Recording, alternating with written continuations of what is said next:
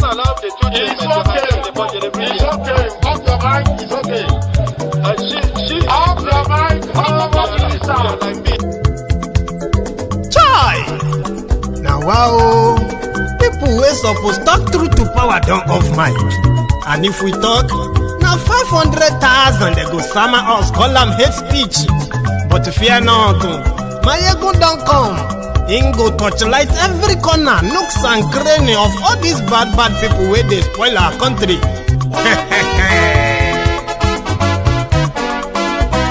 So my people make we laugh, oh, yo, yo. My ego don't come, oh, yo, yo. My people make we shout, oh, yo, yo. My ego don't come, oh, yo, yo. My ego don't come, man of the masses, oh, yo, yo. My ego don't come, oh, yo, yo.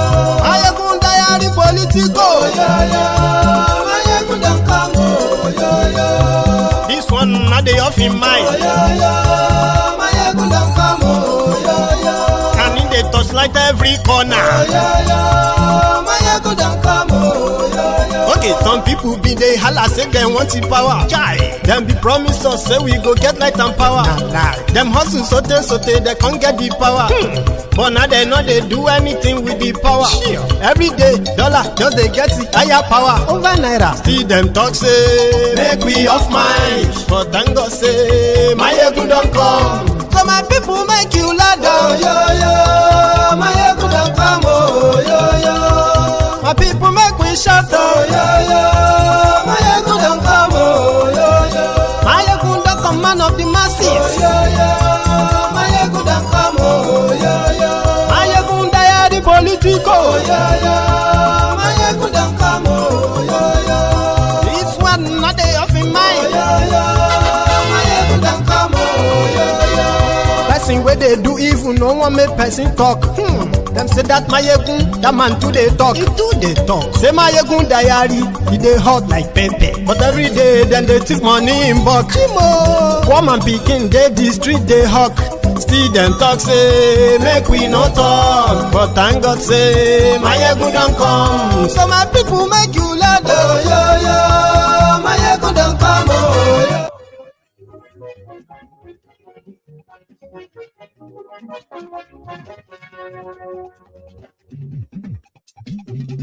Hello there. Mayegun la wa mo to dodo.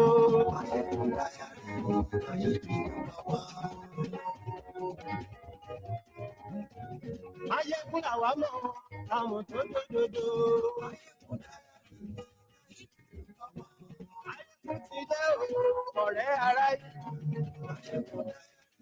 Good morning to you, good afternoon to you, and good evening to you again from wherever you are watching or joining me from right now. So thank you so much. Read the caption of this broadcast again. Read the description as well. Hear it.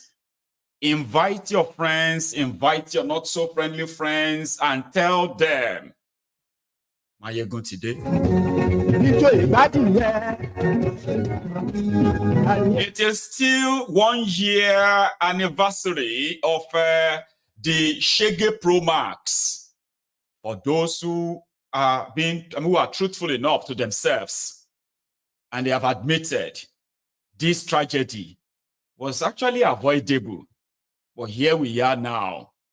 Kolu, 365 days of Kolu. And remember, 365 days means 1 year. When Kolu, there are a lot of beliefs, right? You have already given a madman cutlass. Una carry gun, give madman. Madman don't they shoot now. To collect the gun back from a madman is the real deal. Indeed. 365 days out of 365 times 8. There are tears enough. Anyway, thank you so much for joining me from wherever you are watching us tonight. It is Mayegun Live. And thanks to you who have shared the broadcast as well. So we are starting with what they considered as the most important thing for Thiefnubu to celebrate is 1 year of your shege. So if you survived 1 year so far, may God not allow them, may them kill you. Maybe you will survive the second one, the third, or maybe the 8th one. But it's a long journey. I don't want to scare you because the shit has already hit the fan.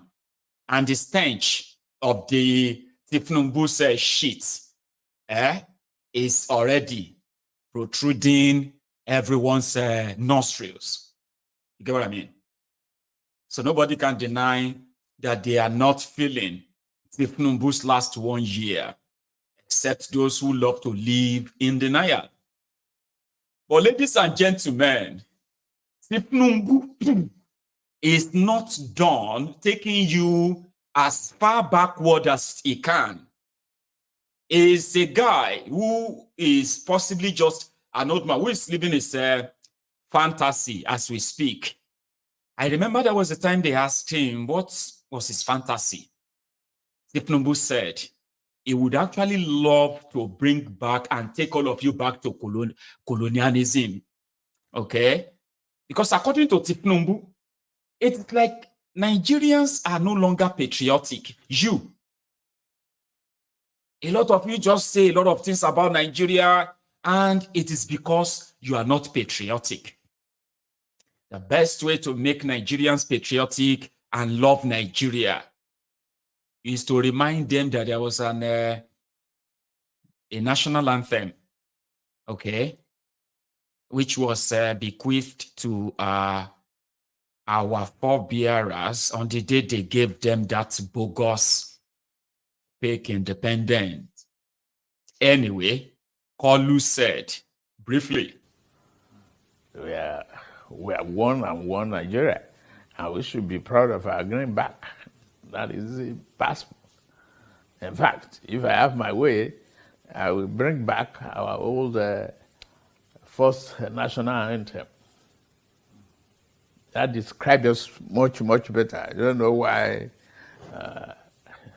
we change it. It's about service. It's about diversity.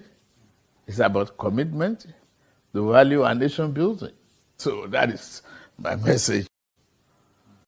Nuisance, Lele. Of course. So according to him, Nigeria need diversity.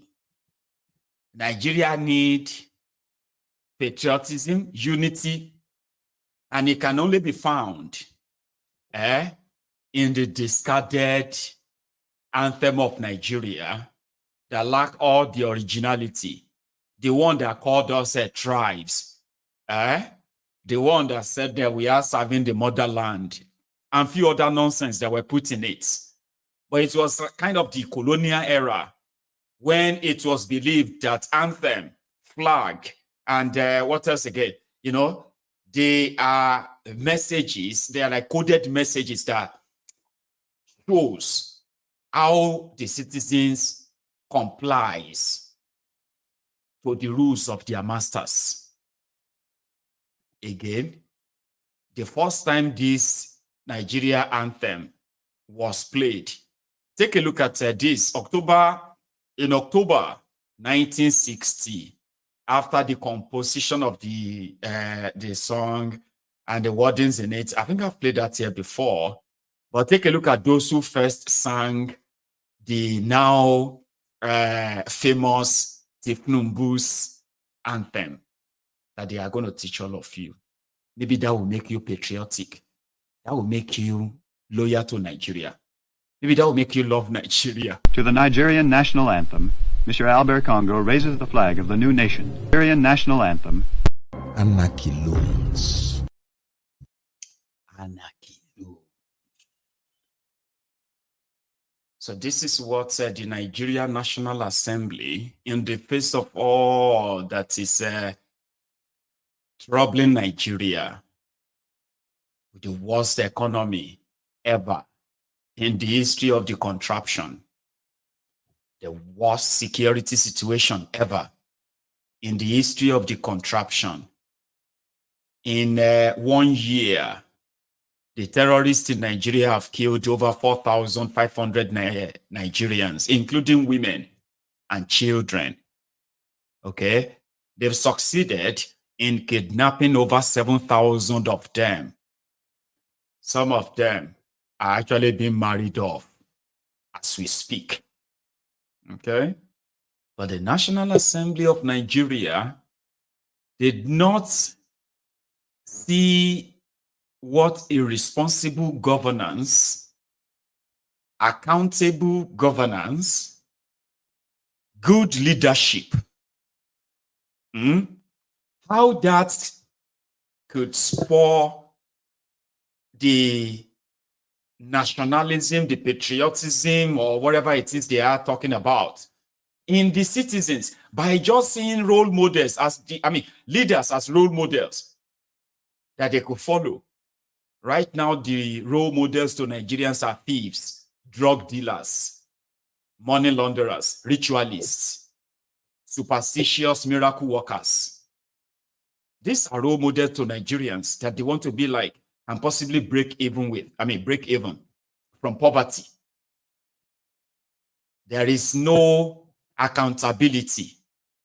There is widespread irresponsibility among those who are leading Nigeria. But let's take them back to 1950, 1940, so that we can remind them by reading anthem to be patriotic. Are these guys themselves patriotic to Nigeria, these thieves? They are the people who hate Nigeria the most. You know that. They are those who have all the opportunities that you don't have. And yet they still destroy the country, destroy our people. And they are still doing it. So they have no patriotism. But people are now saying, listen, instead of just changing the national anthem, taking people back to 1960 by changing national anthem, why not just also take us to the regional system? So these guys can sit together and pass a bill to make Thiefnubu feel good. And they said they are doing us a favor. They are doing Nigeria a favor. They are doing the generation unborn favor. But the real favor they will do to the generation unborn in Nigeria is for these guys to break up Nigeria peacefully, pass the bill, the referendum bill, raise it, pass it, and let's go our separate ways. After that, they should sack themselves. And the last person inside Nigeria should switch off the lights. By taking us back to regionalism to start with. It's not by changing anthem. Others are saying, you even need to change the name Nigeria. Majority of the countries named by their colonial masters, they've changed their names from their colonial names, except Nigeria and few others. Anyway, let me take you through it. At Nigerian National Assembly today, Apabiole, or let me say Abbas, the Speaker of House of Representatives, said this to honor Kolu. I want to thank you for bringing back our national anthem, the one that we grew up with. I'm talking about those of us who are above 50. And for the young ones, I'm sure by the time you sit down, read it line by line, word by word, you will see why it is very, very important for Nigeria to revisit its former national anthem. Because it inspires hope. It inspires hope. If we can follow to its logical conclusion, Nigeria will be a much greater nation. So thank you, Your Excellency, for coming. We will be looking forward to being with you on June 12th to commemorate 25 years of democracy in Nigeria. Thank you so much, sir. May God bless the Federal Republic of Nigeria. That was the Speaker of Nigeria House of Representatives. So happy. We know once Nigerians, once you read the anthem, it will just change you. And Nigeria will just change. By the time you sit down, see them, all of them who are above 50, they said they grew up reading that anthem, reciting that anthem. They are now the people destroying Nigeria as we speak. 50s, 60s, in their 60s, in their 70s, 80s, and in their 90s. Do you understand that now, right? But the anthem couldn't change them to good people, right? They became the worst thing happening to you right now. When generations after generation are being subjected to the perpetual poverty, generational poverty. So the anthem no change them to be good. But the Speaker of House of Representatives in Nigeria believe that once you, the younger generation, once you read the anthem like this, oh no, oh, you are just going to become patriotic. Nigeria is just going to be great. Tomfoolery, clown nation, Ilushi. That is what they have turned that shithole into. Listen to the Senate presidents.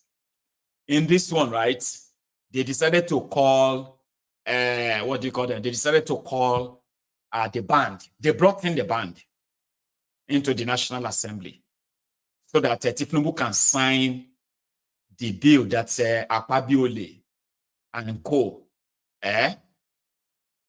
just passed. Then Akpabiole was like, anyway, let us ask the band to play the new anthem in the Nigerian Senate with the joint, it's like a joint sort of a meeting, the reps and the senators.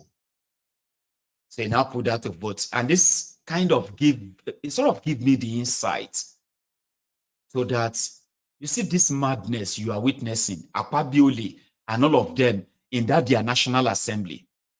I don't think it is completely fair, okay, to say other opposition parties, they are supporting them, they are in bed with them. They said since Akpabiole came in, they do not do voting except voice voting. So Akpabiole threw it to them and he said, so now that we have, before Mr. President talk, so can we ask the band to play us this new national anthem? And then it was like, those in support say hi. And then some of them said, hi. And they said, those against playing this new national anthem in this Senate chamber, they should say nay. And then I heard, though, not only me, I heard nay. The nays were longer than the highs. But Akpabiole, he laughed, he made joke about it, like it was like, and then the next was the highs have it. Maybe I have a problem. You probably will know, you should hear me better. Let's hear both. Let's all of us hear this now together. When they officially kick off their Nigeria we ready. Even the Oyinbo that wrote it, they knew it better. They believed in it better because they knew what they were writing. Abi? It wasn't meant for you. I would like to put the question. The speaker has just mentioned something that those who are below 50 years may not know much about the old national anthem. So can I put the question?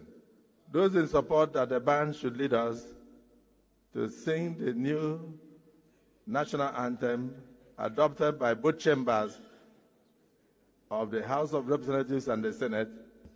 Can I hear you? Say aye. Aye. Those against. That is those who are saying we should use our voices. Can you say nay?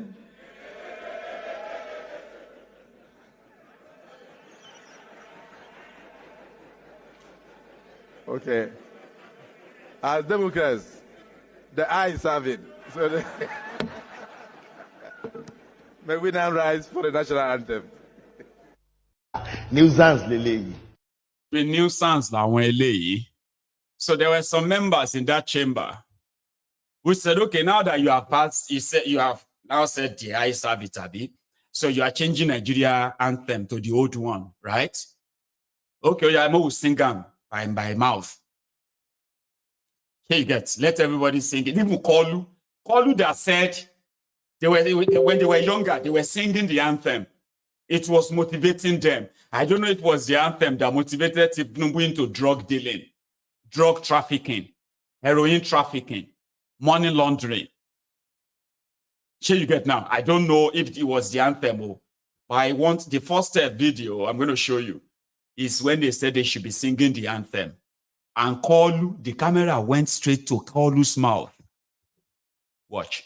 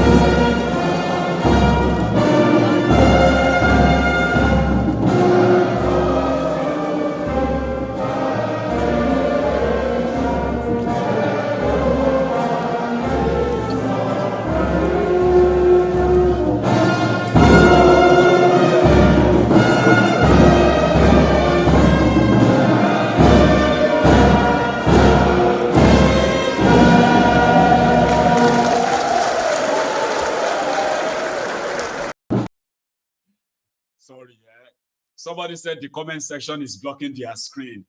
That means you are watching it on TV, Abi. So what Kolu was doing is it's called lip syncing. It's a very good technique. Okay, like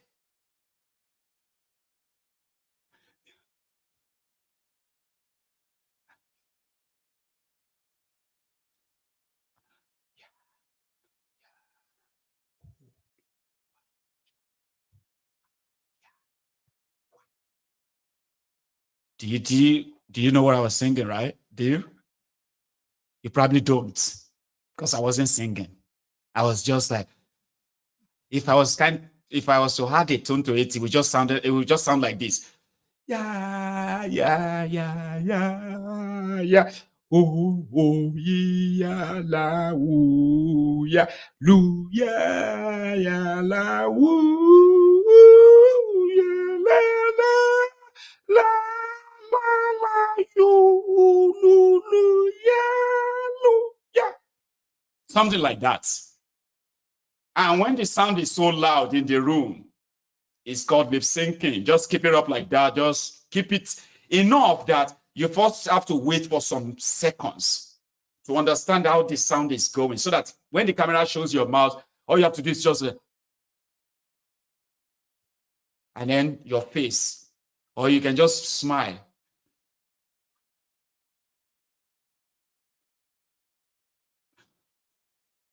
And they say, "I'm on makes sense." Anyway, don't mind me. But here is another part of that song, which the anthem, rather, inside their chamber. Take a look.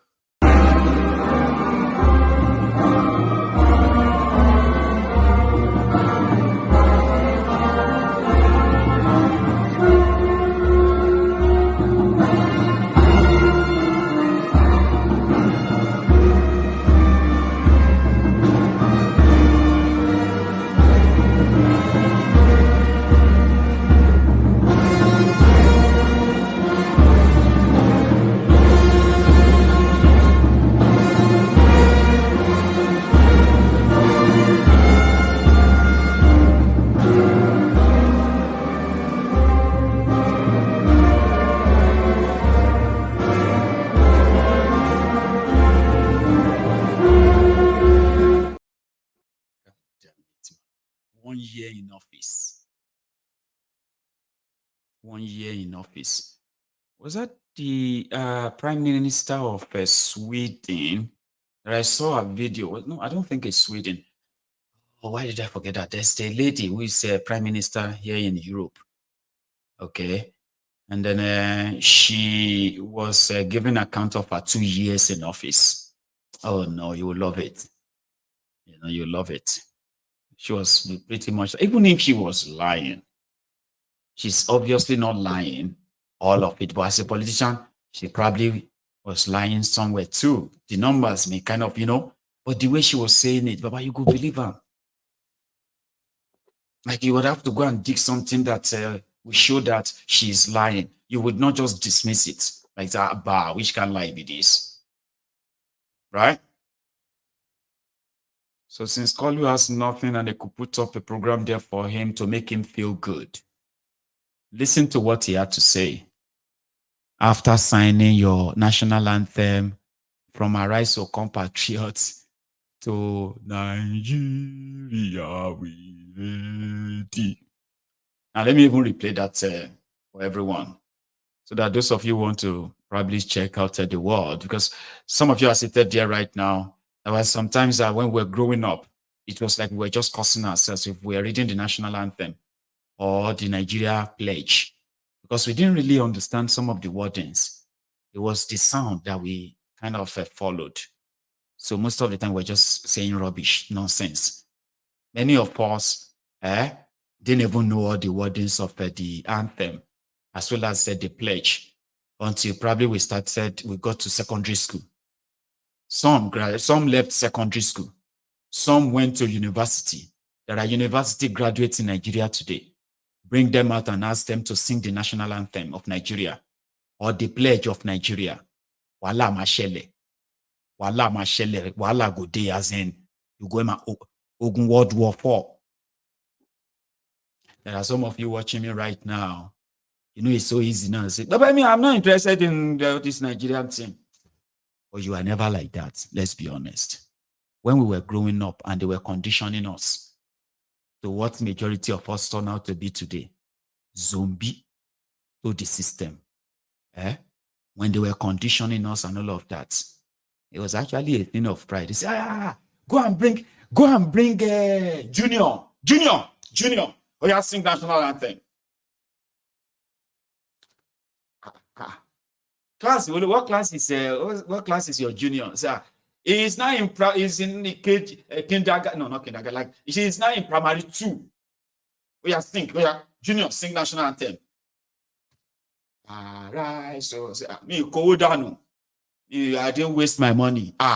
He will sing national anthem. He will sing the Nigeria pledge. But you know something, because the father can't.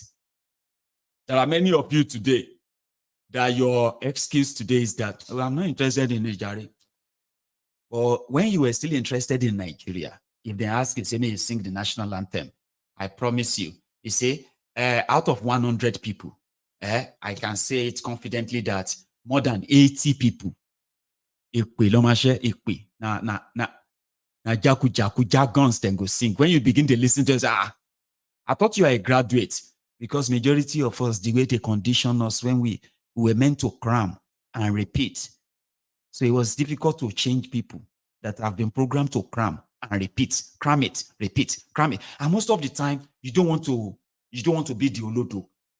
The next thing you become like Thiefnubu like that.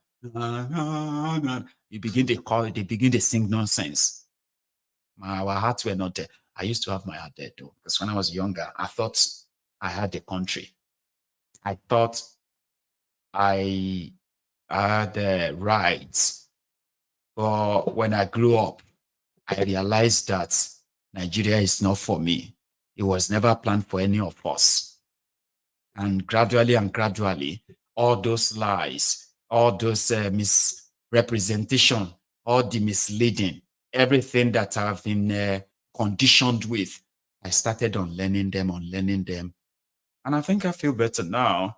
There's so many of you who still claim to love Nigeria. Don't worry. You will get there. There are many people who are watching me right now. Excuse me. A year ago, in fact, hang on. There are those who are watching me right now that 5 years ago, you will never find them in this kind of a conversation. No. People like us were just clowns to them. Sure, you get. People like us were just some of these stupid people on social media. Kilonso, what's he talking about? Come and break it. Break Nigeria, break Nigeria. They will just sit down on social media, be talking nonsense. That was what this platform looked like to them too. Because they believed in Nigeria. They knew Nigeria get problem, but to them, no be today. Nigeria will be great. 5 years ago, 6 years ago, they were on the other side. You know, today, some of them are here on this side now. They now believe, right, that the only way out for Nigeria is for it to break up peacefully. People where they shout on Nigeria 5 years ago, 4 years ago, 2 years ago, Nigeria don't show all of them say, Emma Tonranyi. So for you, you will soon get you to your own maturity too. It don't have any age. Doesn't have any age. You can be in your 70s before you will discover your own truth. You can be in your 60s. Yeah. Here, people, they meet their own salvation. They meet their own reality. On this platform, people stop lying to themselves. And they don't let anybody lie to them. So the majority are just now waiting till they have majority of people that understands this and put an end to this contraption. You know? Nigeria, let me show you the wordings. I've played this before, okay? I'll play it again. For those of you who want to understand the wordings, the one they said, if you read it, if you listen to it very carefully, it will change you.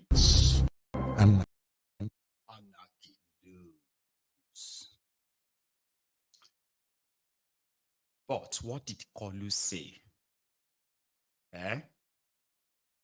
After achieving his fantasy, I wish the fantasy of Thiefnubu includes to actually really govern and administer the contraption, not just to loot it and tax it into oblivion.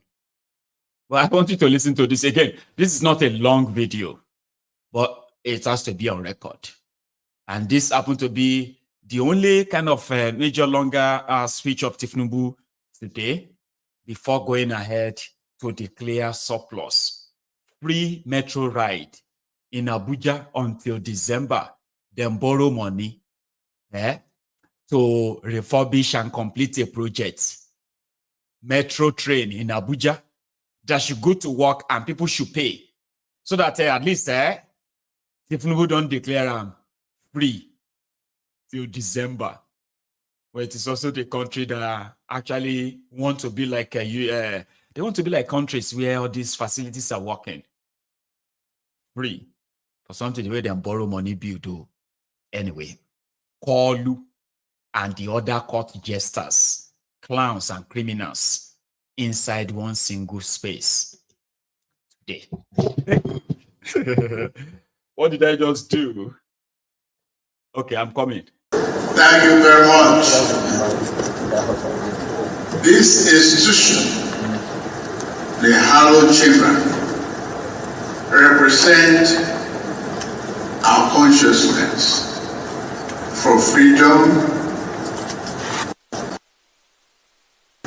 and sense of belonging.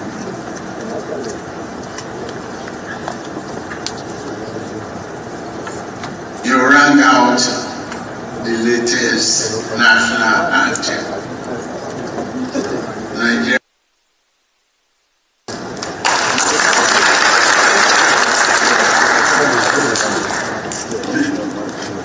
See, this is our diversity. Representing all characters.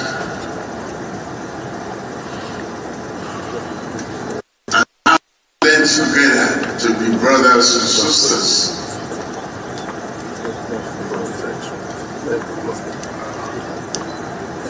Without this out, probably I may not find a path to the presidency. I started all from there. And This who has given that respect this morning to you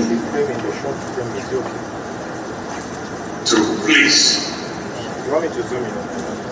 continue to collaborate, work together, build our country. We have no other choice. It is our nation. No one, no age, no other institution or personality will help us except we do it ourselves. No amount of aid that may be coming from foreign countries or any other nation, they take care of themselves first.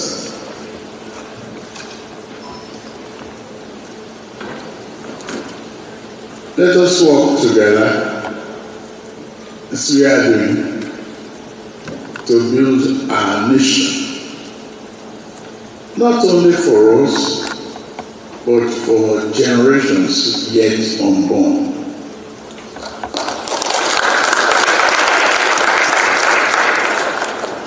Charting a new path. The question of program for development. I submitted the last budget. You expeditiously passed it. We are working to talk. I will soon bring the 2024 appropriation bill. That is just for your information. But we must nourish this democracy, build this nation, so that the future of our great grandchildren will be sure of prosperity, development,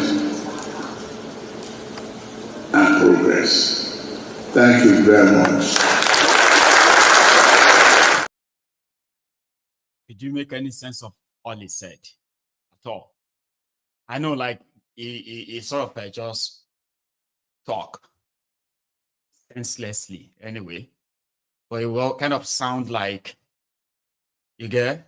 So anyway, he was telling them there that they need to work together. This is the only country they have. They have to work together so that their great grandchildren, they can come into prosperity. And I kind of feel like he's not talking to all of you, the voluntary slaves, or the rest of you, the Nigerians, when they are talking about that what they are doing is to guarantee future for their children, and our children, our grandchildren. They're actually talking to themselves. Or sometimes some of you, the ass lickers, the crumb eaters, crumb chasers, all risers, you like to infuse yourself into the conversation. And that's where you always get it wrong. I mean, Thiefnubu said, Èmi ló kàn. And then the next thing we are hearing was, Yorùbá ló kàn. Because you are Yoruba now, you automatically put yourself in the frame and say, Àwa ló kàn. Àwa ló kàn. Now, Thiefnubu and his family are cashing out trillions of naira, filtering that away from your, from your national treasury. They are enjoying our local now. Now only you can't say any condomo.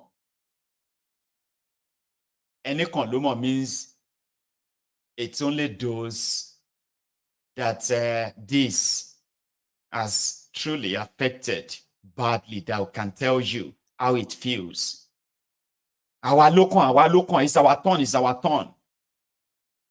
Iya local. poverty ló kàn, ebi ló kàn. All of these are just to say, when Thiefnubu says Emi or Awa, he's not talking about some of you mumus. Right now you can't beg, say, may you remember you, and Thiefnubu should remember us. And Thiefnubu should bear along. These people should bear along. Bear along, God. Bear along, kill you there. You won't bear along. Do you really think anybody to bear along? We see Thiefnubu, we see APC, and they will boldly come out and say, nothing can stop him. He will rule for 8 years. He don't do 1 year now. When I can't shout, may him bear along. All these people should bear along. There is no bear along. Everybody might get loju pali. Some people will survive. So many won't. So last, the remaining moguls, they will reconverge. Here you get now. The moment they reconvene or reconverge, they will do it again by extending the certificate of their slavery. It is irony of life, Baba. Like you will sit there and be like, why can't people think? They can think. They know what they are doing. So that's why you don't feel sorry for so many of them, except if you are somebody who sort of has this large arts or big arts, but they will frustrate you. So talking about big arts, Thiefnubu has declared surplus. All of you in Abuja, from now on, now that they have commissioned the metro line in Abuja, completed by Wike. Yeah, give him the credit. So instead of it to go straight into the commercial aspect of it, in order to keep the infrastructure functional, they don't declare surplus for the rest of the year. And according to Kolu, I heard you. I heard that you are hungry. I heard that things are expensive. I have sent trailer of rice to your states. May them give you rice. Okay? Okay, fine. If you are in Abuja, what about if I give you free metro ride? Even if the metro no they go your area, just go jump on top of them. Even if if the metro is not coming to you, go trek and meet the metro and experience it free of charge for the rest of the year. To mark Thiefnubu's 1 year. Our dear landlord and esteemed, I heard you saying 2 months free ride.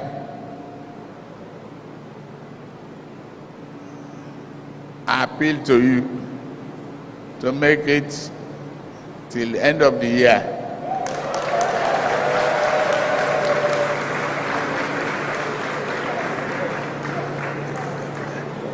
Free ride. Since today you are not going to charge me,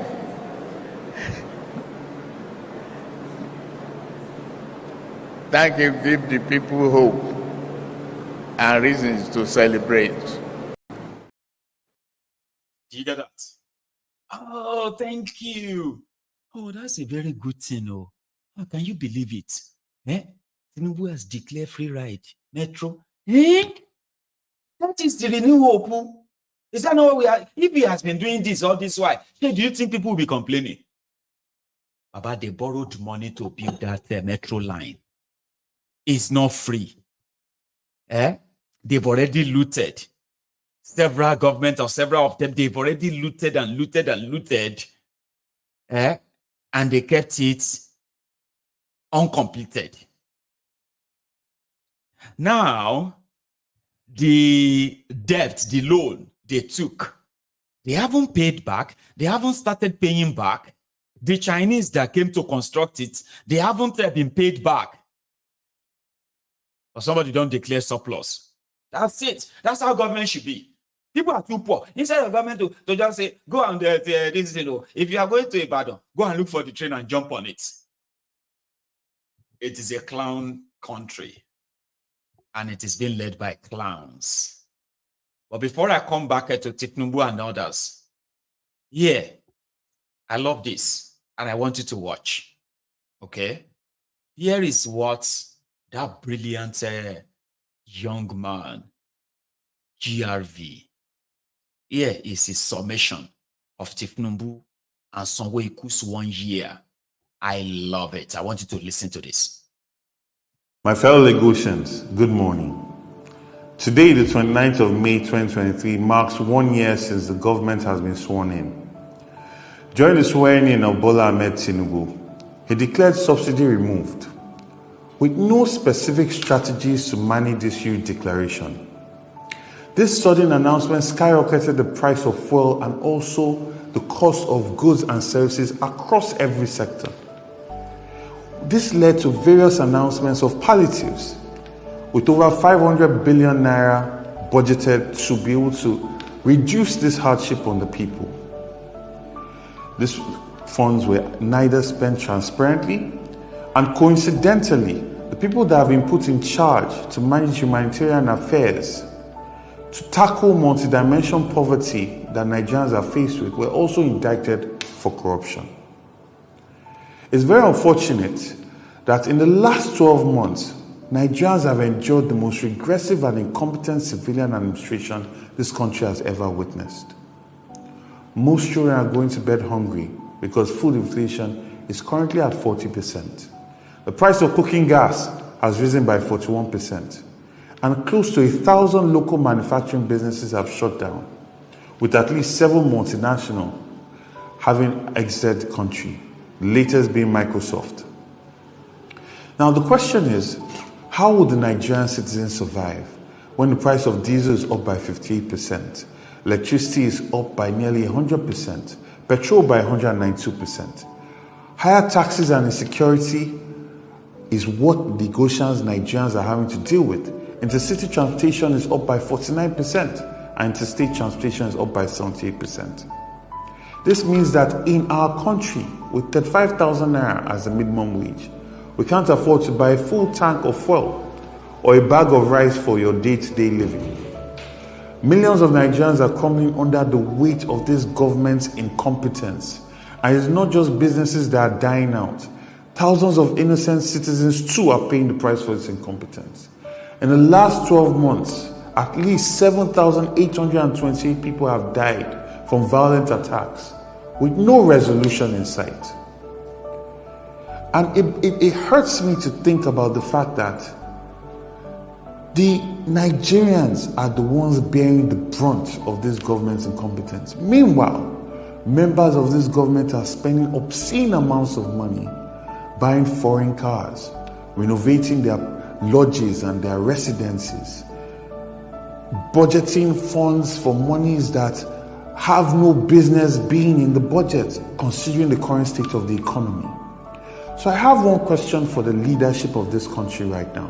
Aside from junketeering across the globe without making any impact at copper, or appointing poor performing ministers, meddling in state affairs, flip-flopping on policies, and consistently using propaganda to sell accomplishments that were never made, subsidizing pilgrimages, literally nearly starting war with Niger and the entire Sahel block of states, of countries, lying about the Port Harcourt refinery, lying about flights being able to go into Dubai, Nigerians being able to go into Dubai, lying about attracting investments, restricting press freedom, worsening unemployment and increasing poverty.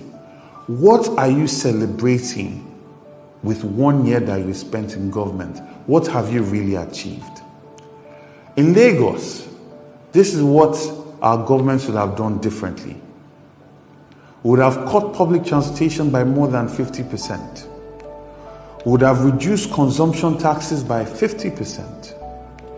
We will subsidize prescription drugs to ensure that people are not going to be vulnerable based with this inflation and high price and price hikes that have followed with the fall in the value of our currency. We will make massive investments in social housing as opposed to becoming a demolition government. We will extend vouchers and energy subsidies to food transporters who bring food into Lagos. to incentivize them to bring in food at lower prices. We'll launch a 5 billion naira investment business intervention. This fund will be able to provide grants and cheaper capital for small and medium enterprises, considering that currently interest rates are 26%. We improve local security by deploying technology, drones, lighting up Lagos, creating an informal means of gathering information, retraining and equipping our neighborhood watch, the officers and the local vigilante groups, bring them into a structured means of surveillance, and we improve our collaboration with the police. We ensure that with these safety measures, we encourage a 24-hour economy. All the above listed are low-hanging fruits that a state like Lagos would have been able to benefit from and ensure that over 24 years that this current government has been in power are fruits that they should have plucked a long time ago. Unfortunately, this is where we are. After 1 year in office, no serious administration should be talking more about what it tends to do without first showcasing what it has achieved. But this shouldn't surprise anyone. This current government did not campaign to serve you. They did not engage the populace to let them know how their lives will be better.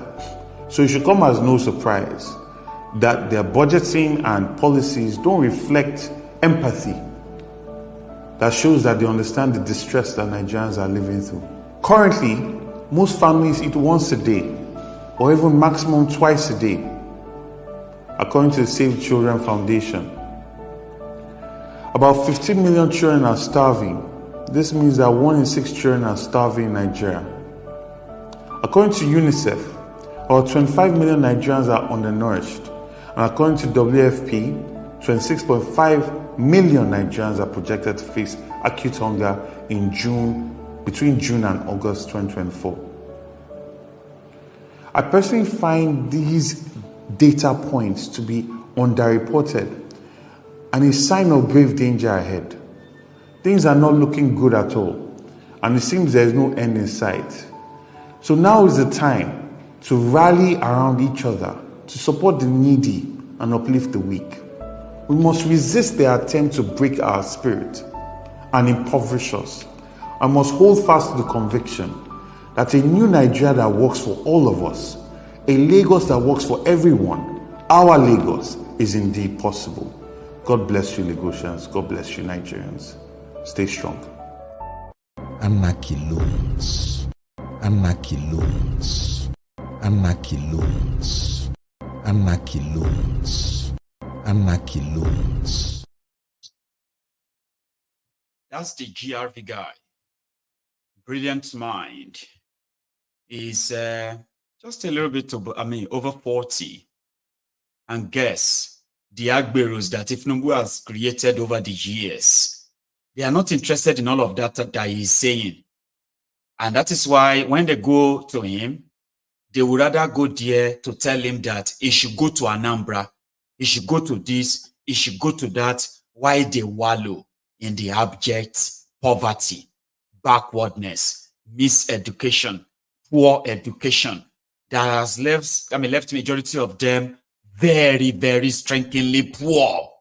They like it that way. Stop speaking of Ogbeni, you can never be governor. Ogbeni, you can never be, because these are criminals, supposedly innocent, but they are now criminals who love, who are slaves as well, who actually loves their own chains.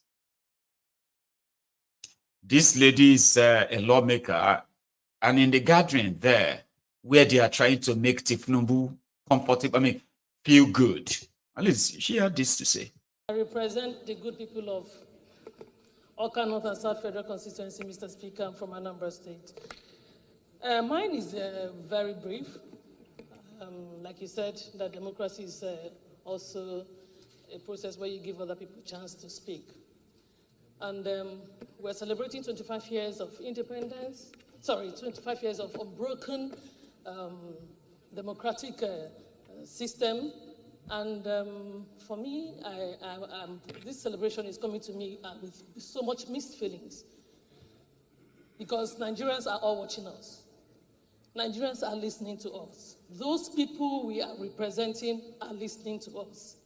How much of this democracy, unbroken democracy that we are celebrating today, how has it translated to, unbroken food security? How has it transferred and transformed into unbroken security in the nation? How has it transformed into unbroken access to education, access to healthcare? And we're talking about celebration of democracy. The democracy is government of the people, for the people, by the people. And it should actually change the lives of our people. We are representing our people. Our people are hungry back home. For me, to be honest with you, Mr. Speaker, there is nothing to celebrate. Oh, you're saying we should not celebrate we should democracy? be looking at celebrating food security. We should be looking at celebrating access to health care. So we should be looking at celebrating. There are a lot of things to celebrate. We know that we have had unbroken. Excuse me, please. I need to be protected. I need to be protected, Mr. Speaker. You are protected, but democracy is what is protecting you. So democracy has given you that place you are standing. We have on this floor. To be a parliamentarian, it's democracy that gave you that platform. Are you saying you're not celebrating it? What has it, how has it impacted? We need it to move a step further. We need it to move a step further. If I am here and it has brought me here, how has it impacted my own people? That's what I'm talking about, Mr. Speaker. Okay, thank you very much. So please, thank you. We are celebrating, I am celebrating, but we should be okay, you are celebrating it now. Implement what we have been doing here. Okay, thank you. So you are celebrating it now. Thank you. They won't let us speak, and at a point, well, she was just probably trying to want to sound concerning, so that it won't be like they don't care. It's like somebody wants to convince you that Thiefnubu is, APC has made Nigeria better.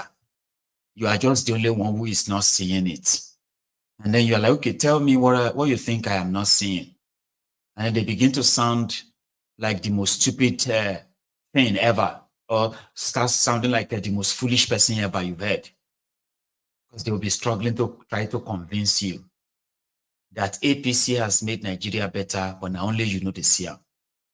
He is there cooling off every month with over 35 million naira for being an honorable House of Representative member. And that is just only if she's not engaged in other shady contract chasing, what have you, inside the National Assembly.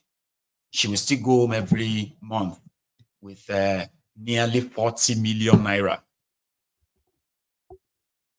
So she is probably complaining because she would have to take care of herself, and so many people from her community, more and more people are beginning to ask her to help them. And the money she's making from the National Assembly is going to leave her even poorer by the time she's done, because she would have to use the money to feed the people from her constituency that are falling into the economic hardship. So her standing up, kind of trying to act like, oh, I'm so concerned. Our people are suffering. Our people are hungry. We should be celebrating healthcare, access to healthcare, unbroken access to education. Those are valid points, but she is not really connected to it. She wanted to try to feel connected to it. And that's why it's easier for them to bully her and shut her up by kind of saying, are you saying we should not celebrate democracy? Yes, I am saying that. What are we celebrating? Yeah, but we are celebrating because it is democracy that brought you. Excuse me, Mr. Speaker. That is not the point. Democracy brought me here, brought you here. And we were here because our people wanted us here too. And the people that brought us here are suffering. But yeah, let us celebrate 25 years of broken democracy. So my point is, when are we going to actually take it serious enough that in this chamber, all these my colleague members who are here now, and those of you who have been here for the past 25 years. There are some of you here who have been here for more than 25 years. You have not impacted in the lives of Nigerians, and I am here as a new member joining you, and I'm saying it to you right now that this democracy that you are making us to celebrate has made the life of our people worse. Then they will tell her to resign. Maybe you should leave this place then. And then she'll be like, no, I can't leave this place. I need my money. I'm just saying, you know. Then talking about changing the Nigeria National Anthem to 1950 National Colonialist Anthem. So some people are saying, what do you really have problem with? Do you have problem with the fact that the old national anthem was written by the colonialists, or because of the wordings they used? These were the kind of questions they are trying to ask some people. Can you explain to us what is your disagreement with this old anthem? Is your disagreement with the word used, or because it was written and composed by the colonialists, Britain as well as French? These are the two people that wrote and composed this Nigeria We Hail Thee jargons. So, which one do you disagree with? The wordings or what? So, to me, I have already disagreed with anything that has to do with Nigeria, to be honest. Okay? But here is what I would like to, and this is where I think I'm going to agree with Ozekhome. Ozekhome is like, this is, okay, great. If somebody wants to say he controls the National Assembly and he can make them do anything, you are changing the Nigerian National Anthem without any public hearing, or like a local government areas, you know, they were supposed to be like states were supposed to debate it, or status of assembly. They were supposed to debate it, they were supposed to vote on it, they were supposed to go and amend the Nigerian constitution, but they didn't do all of that. Sure, you get now. They did not amend the Nigerian constitution to change the anthem. This whole thing you are seeing right now, it is pretty much the creation of Thiefnubu and this gang of state capturers. Because to change the constitution, Thiefnubu and his gang, after the National Assembly says they are moving a bill for it, they would have to send it to the entire state, 36 states of Nigeria. The status of assembly will have to debate on it. Once all of them pass it and say pass, 2/3 of them, then they will return it back to the National Assembly for final vote. That will be when it can now go straight into the constitution. So that when you open the constitution, you won't see arise, O compassion, no.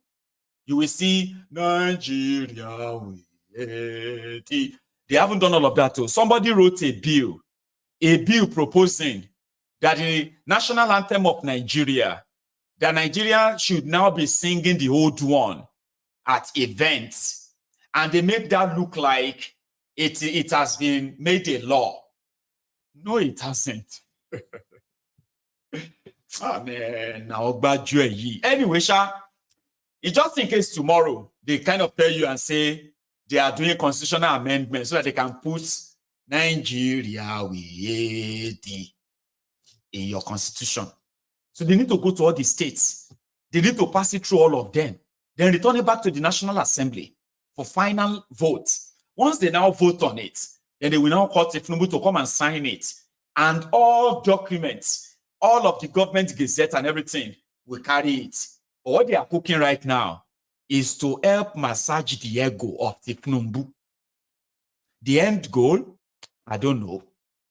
But if they can do this, then maybe they can amend the constitution, change the name of Nigeria to start with, go back to regional system of government where all of us were in charge of our own affair. If they can do all of this within 3 days or 4 days, then maybe they can actually include referendum in Nigerian constitution. They can. But think am now. What they are doing right now is that what they want to do to satisfy and make a man feel good.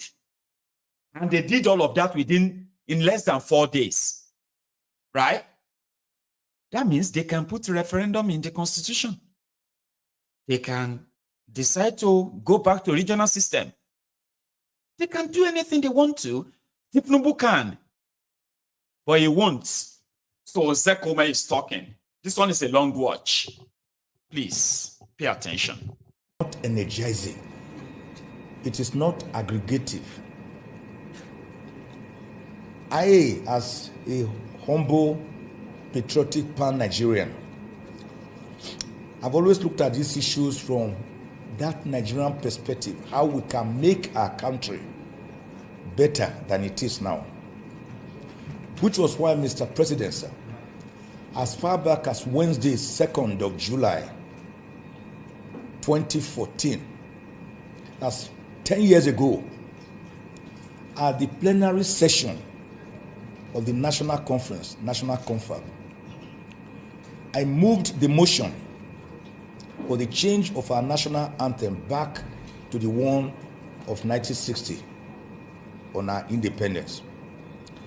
That motion was hotly debated by the 492 delegates at the National Conference, drawn from every spectrum of the Nigerian society. And it was carried. And indeed, nostalgically, the entire plenary session stood up and sang the old national anthem. So, bringing it back is well overdue. It has better lyrics in context and content, like the Senate President said. It is better than the other one. Indeed, I wrote a book, and my Senate President, I begin to think I'm in a court of law. I wrote a book titled Nigeria, We Hail Thee, 401 pages. And it was launched at that national conference just before we ended in 2014.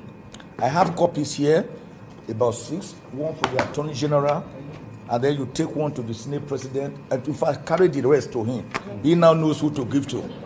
I don't want to be accused of partiality. And Mr. President, sir, you will see my argument and my views at pages 268 to 271. So it didn't start today. So I therefore think that when we finally get to Canaan land, this body should be able to give some recognition and appreciation to the National Confab of 2014, chaired by late Justice Legbo Kutugi, with Professor Bolaji Akiyemi as the Deputy Chairman of the Confab. Let me say that it was not only the national anthem that I argue should be brought back, but that was the only one that said true. The other two matters I argue should be brought back was that the present Nigerian flag of simply green, white, green is too bland. It's too bland. It is not just in terms of lacking in colors, but it is not inspirational. If you look at some flags like that of the US, with the stripes and then the 50 stars representing the 50 states, if you look at the flag of South Africa, of the UK, you'll be able to see what I mean. The older flag had the rising sun in the center, which shoots to all the directions of Nigeria, north, south, east, and west. Not only that, the present flag is replicated in Norfolk. The only difference is that there's a pine in the center of that one. And indeed, the flag of the AU, African Union, it's also the same green, white, green. The only difference is that you will see some tiny several stripes of yellow inside. I want to also say that coming back to our old national anthem, we will not be doing something different. Indeed, at that conference, I had also put a motion that we should change the name of Nigeria, which appears to be a burden because of the circumstances it came into being. 8 January 1878, when Flora Louisa Shaw, a young British journalist, gave her the name Nigeria after Niger area. But both my proposals for the national, for the flag, and a return to change the name Nigeria. Ozekhome was there too, and he was there doing the usual mental gymnastic. So to him, it's not just the anthem that we should go back to, sir. We should change the name too. We should go back to the regional system as well. He said that too. He said a lot. But I want you to listen to the other part before I continue. So I'm going to jump some loop, okay? And I'm going to take us to this one. And once it becomes saying nonsense, I'll stop it. But I just want you to listen. He has few things that, quite like, let it be on record. Graveyard, because that place is the most peaceful place on earth. The kind of peace we are talking about is peace that is imbued with respect for one another. Peace that bring about egalitarianism, social justice, equity, and good governance. That was how MK Abiola put it. And this national anthem recognizes that we are looking for truth and justice. They must reign. Then, whether we are in peace or in battle, like during the Civil War, because this one will make sure it never comes again. In peace or in battle, honored. And this will count as gain to hand on to who? Our children. What are we handing over to them? A banner without stain. Listen to it. We didn't forget God. We decided to bring God to the epicenter of it all, because we can't do anything without him. We say, oh God of all creation, you created all of us, including me talking. If he says I should drop dead now, that's bye-bye. But I know I will live to 120 years. I will live up to 120 years. That's what Genesis chapter 6 verse 3 tells me. 120 years. All of us here will live up to 120 years. Did I hear all of us say amen? Now, he said, it is smoke Igbo. It is take Indian. It is smoke Igbo. It is take Indian. So like that's how they kind of entertain themselves. But you know something? It was there to give Thiefnubu a nudge, okay? To say, well done. I was one of those who wanted us to use the old anthem and go back to colonialism because it was well written. It was but that's not the only thing I wanted. I also wanted to change the name. If you like, change Nigeria name. It will never change Nigeria to anything else. I'm just saying, it's too late now. Instead of all of this, why don't you just break it up?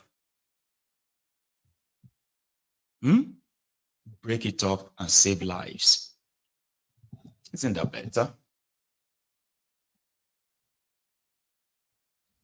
But anyway, to make one man feel good about himself, today, Kalu has managed to put this and leave this in the news and in the mouth or lips of everyone.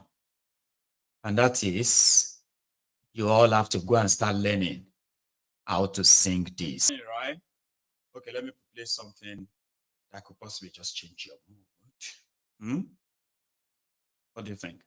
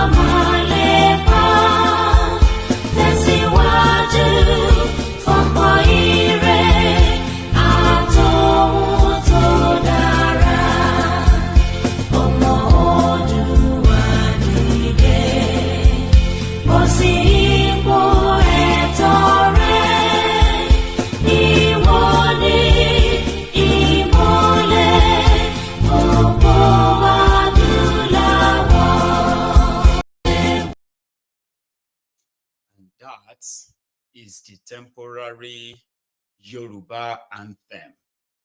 It is, some will tell you, no, it's not Yoruba anthem, it is Osun anthem.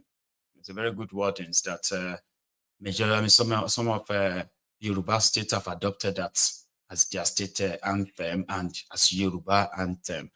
It's great. So talking about Yoruba, they sent me a video this afternoon.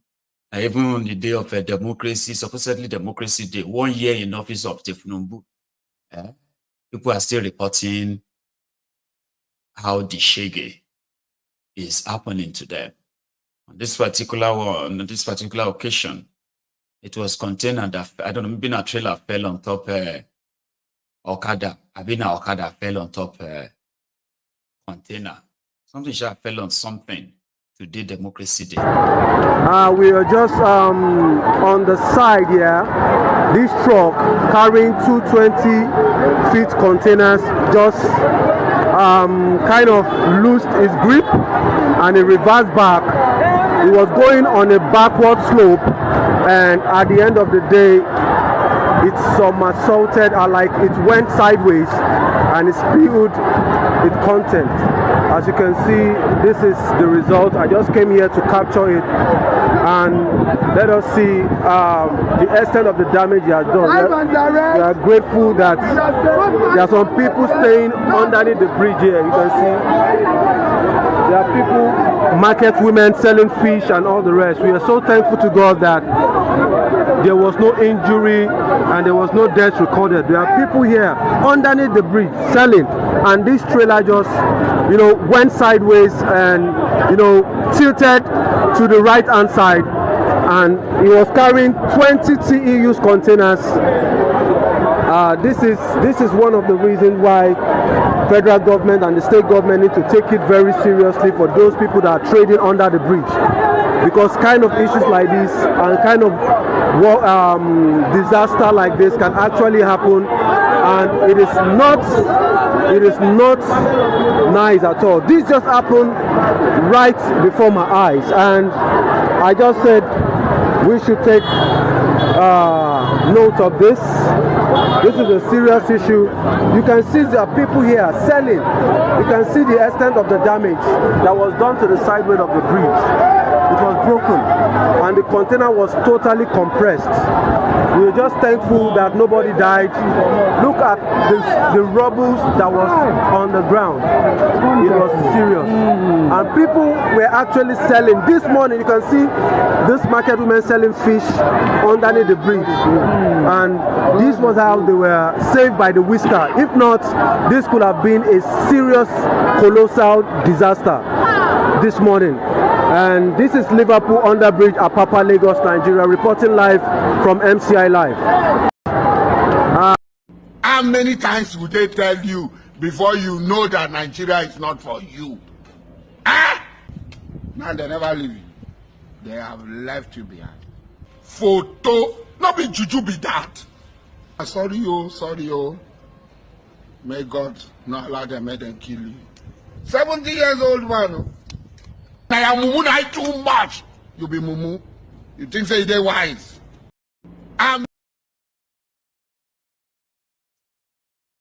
Was no death recorded. And even the reporter said, we thank God that there is no casualty. And did you see the underbridge, Papa? In another few days now, you are going to see the video of a car going under that bridge. Could you see where people were living? People were living under that bridge in there, Papa. They were living there. That is the mega shitty, the mega slum that Thiefnubu built. Well, Jack, in safe time, I am flying to London tomorrow to go and participate in the 2024 Igbo Remembrance Day, Biafra Remembrance Day, and it's going to happen tomorrow at starting from the UK Parliament, Parliament Building, right? Then from Parliament Building to Downing Street and a few other places, that I could possibly follow them. And I think I should have early sleep tonight. So because of that, I am going to open the line. Yeah, we're going to have our chats, but we're not going to have the full 3 hours tonight. So let me go for a tea break. I'll go pour more tea. And yes, you can also buy me coffee. That's a new thing, though. A cup of coffee is, coffee is $5. It's practically like just, like supporting my platform with, your generosity. So if you want to try that out today, I got 4 people bought me 4 cups of coffee. 4 cups of coffee. They don't want me to mention their name. I mentioned one name, and that was the first person. That's Cecilia. So today this afternoon I got 4 cups. So I don't know how many I'm going to get this evening. Anyway, just share it. Stay there. Okay? And when I get back, I will take calls so that you can react. All of us can.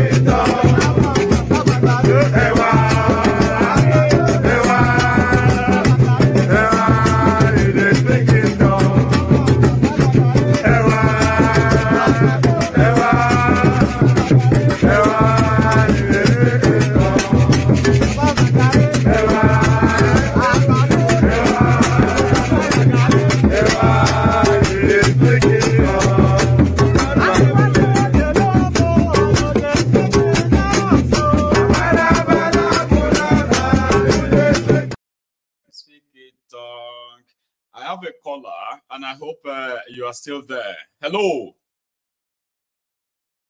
No. I have possibly lost. Hang on.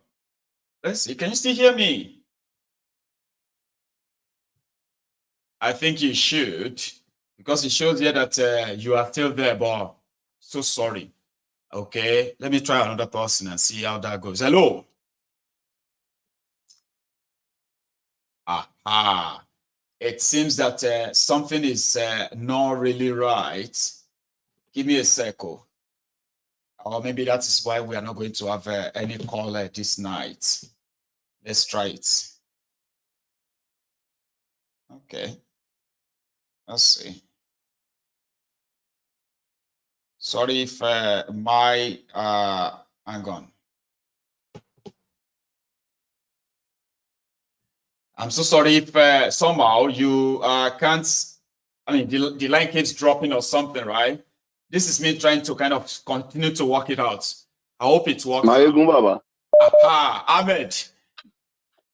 I didn't hear you that time. Now you know they hear me. I don't hear you, Nee. I don't know. I don't even know if others could hear you too, but I couldn't. And if I can't hear you, what's the point? Like, Yeah, it's true. So, Ahmed, how are you this evening? Yeah.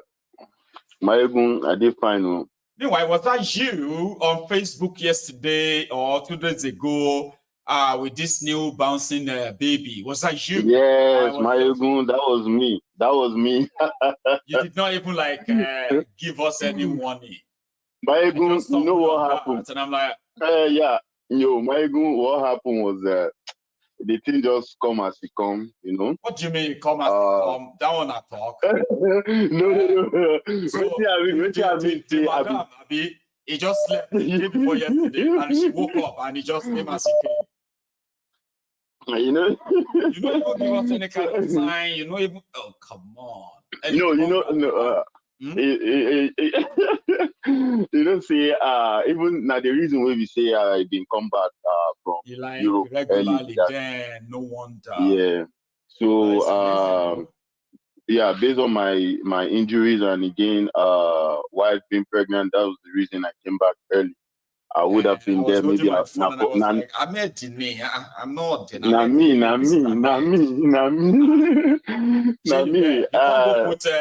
You can't go put Kaduna. I say it's better down. Mo gbé wọn travailler.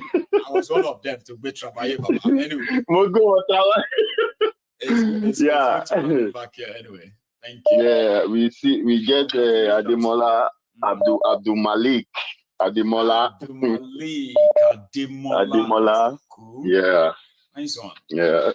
Congratulations. So, I mean, thank you very much. Ami. You know, the thing came with some kind of experience because I can imagine. It happened on Saturday, or just Saturday, but we was in the hospital for like 2 days. Oh. They are trying to monitor the baby and stuff. So, and what happened, is like an experience which we still share with people out there, just to give them insight of living in a working country, how it looks like, you understand? Because Olo Majari, Nkoto Shele, Olo Majari. So na me be the midwifery. Na me deliver the baby for house. Na me deliver the baby for house. I did tell you, na me deliver the baby. Immediately that morning, she been the labor. Okay, we move to go hospital. As she depart, kinikon. She just see baby they come. I say, baby they come. Nibo thing come. When I go check, mo fato sabeni baby ba jabo saw me. Straight up, and I did tell you, and before then, I don't watch all those videos, all those kinikon. It's something which I don't get to. Like trying so, to train. Kia mo pa won moto ku mo ni o ya eloba wa make una go look for thread kinikon. I tie the umbilical cord kinikon. Just call 911. Yeah. So they put me through other things I was supposed to do. I do everything like that. In less than 3-4 minutes, ambulance don't already come. I dey on a call with them. The picking come out around 5:55, something like that. And before 6, ambulance already come. As I call 911, it don't already come. Wow. So in that kind of a situation where we say, I don't have experience of what's going on, give birth to a baby, because when you only hold me heart, but just after a while, but they are monitoring him. After a while, everything will be all right. Sure. Right. Sometimes it's not it's breathing. The first time I experienced childbirth was that of year one day. Okay. Yeah. So I was kind of like, it wasn't like the time of Caleb when I had to be running back and forth, and in between that running back and forth, she had to go to into the labor room, and then I couldn't witness that until a minute or two after. So for that of year one day, it was like a CS, So I was talking to her. I had this clothes over her from here down. So I was on the other side talking to her. I could watch. Baba, I see open belly. Baba, I saw when they removed the baby. It was like that. It wasn't like as if to say they open like that. You go see. No, it was like that. The way that they do them, the way that they put their hand inside, then they are ready. They're like, okay, someone said. Then they get it and they're like, oh. Yeah. So what I'm trying to say, in essence, is in a working space, you don't need to be in a complicated situation. For Amagbadura, I don't need to pray. Even if you pray, you are only doing that. I don't have yourself. It's not that just to calm yourself. You are worried and you need a miracle. I need a miracle. Yeah, please, no. exactly. Just to calm yourself. Because don't job, make it easier. Because at that point, you don't have experience of anything. And Yahweh Kederi, she has a high risk pregnancy. Heart failure, but alhamdulillah, everything was okay. It's fine. So things like that was running on my mind. Okay, think about it, Shelley. So let's say stuff like that happened. You can't even call an ambulance. Make ambulance quick come. And on a day, things like the people like this, they born for house. So we say before they say, they born the pikin go back. Even for the hospital gone, they born the pikin go back because there is no adequate, there is no proper care. When the medics came in, they did everything. When they did everything, make sure everything was okay. They pack all of them hospital direct just to go finish up everything. Will start from inside the ambulance. Well, from inside the ambulance, from the house. The treatment don't start inside the house as they are taking out. From the house to ambulance to hospital. And now. So the experience alone gives me like, okay, how many people can experience this kind of thing in Nigeria? And I know I'm not over exaggerating, but there are people that they will experience it with the kind of situation that you say the mother is in with her health and stuff like that. And before you know, something in between happens. So God, which kind God will want such a thing for? Understand? You know? But that aside, the national anthem, I even hope saying I don't learn them because the old one said, me I know even study as they sing time again. Me I don't learn now. Can't you see me singing Italian? If you put knife for my neck, come say make I sing the old national anthem. You won't dash me money. Wallah, you go kill me. I'll teach you, Ahmed. Like this. Even the Thiefnubu self, Enulon Jekula. Nigeria no fit kill us. You know what I mean? No, me only about Nigeria is not by force now. You don't know. No, so everybody no, maybe by force. No, be by force. And inside that national, they said something like our flag be stained. Abimo no give our children flag wasting something. You get as they take singam. I just read them in the line. God, I don't even know the words. Which flag? I read them. Which flag? Stain will be say everybody they bat, they sleep, they bat, they wake up inside blood every single day. Waiting remain. Everybody is already soaked in blood for that country. Waiting remain. Thank you. Let me go. You are now the Baba Coco. I even go. I go on the business. Go listen to your best escape. No. I won't go do all my things. You don't. No, I will have to do this. No, I will have to do all my paperwork so I can get off for like 3 months. I'll be off for like 3 months, but I will break them down. That means so I actually thought Ahmed was saying he was going to go back to his base. I didn't even let him finish. I was like, no, you won't run away. Me as I did so now, except my children are giving birth to children. When it comes to having babies or having kids and all of that, I am done. And I don't encourage any of you who are over 40 and you are still trying to figure it out if you are to have children or not. Listen, if you want to have children, have them now. Okay? So that you can possibly have enough time for yourself after. There's no time person of you, but for me, I don't hang the boots. Here is another caller. Hello there. Hello, my name is General. Yes, sir. Hola. My name is Baba? Yes, my name is Olawale. So you prefer it food? Okay, anyway. I got the name on where the call came through, Baba. And I was like, okay, that's Olawale. How you doing, Baba? Yes, Olawale. I'm fine, thank you. Thank you. I'm speaking to with the Lagosian right now. And yeah, from Ekpe. Yes. Thank you. Yeah, it's my first time calling. My greetings to everybody, every parliamentarian, everybody in the Temple of Truth. Thanks, man. And before I go into the point I'm trying to make, let me just say, I've been following you for like over a year now, and I just I want to say thank you for everything. You actually brought me to light. Everybody around me, I let them know who my ego is.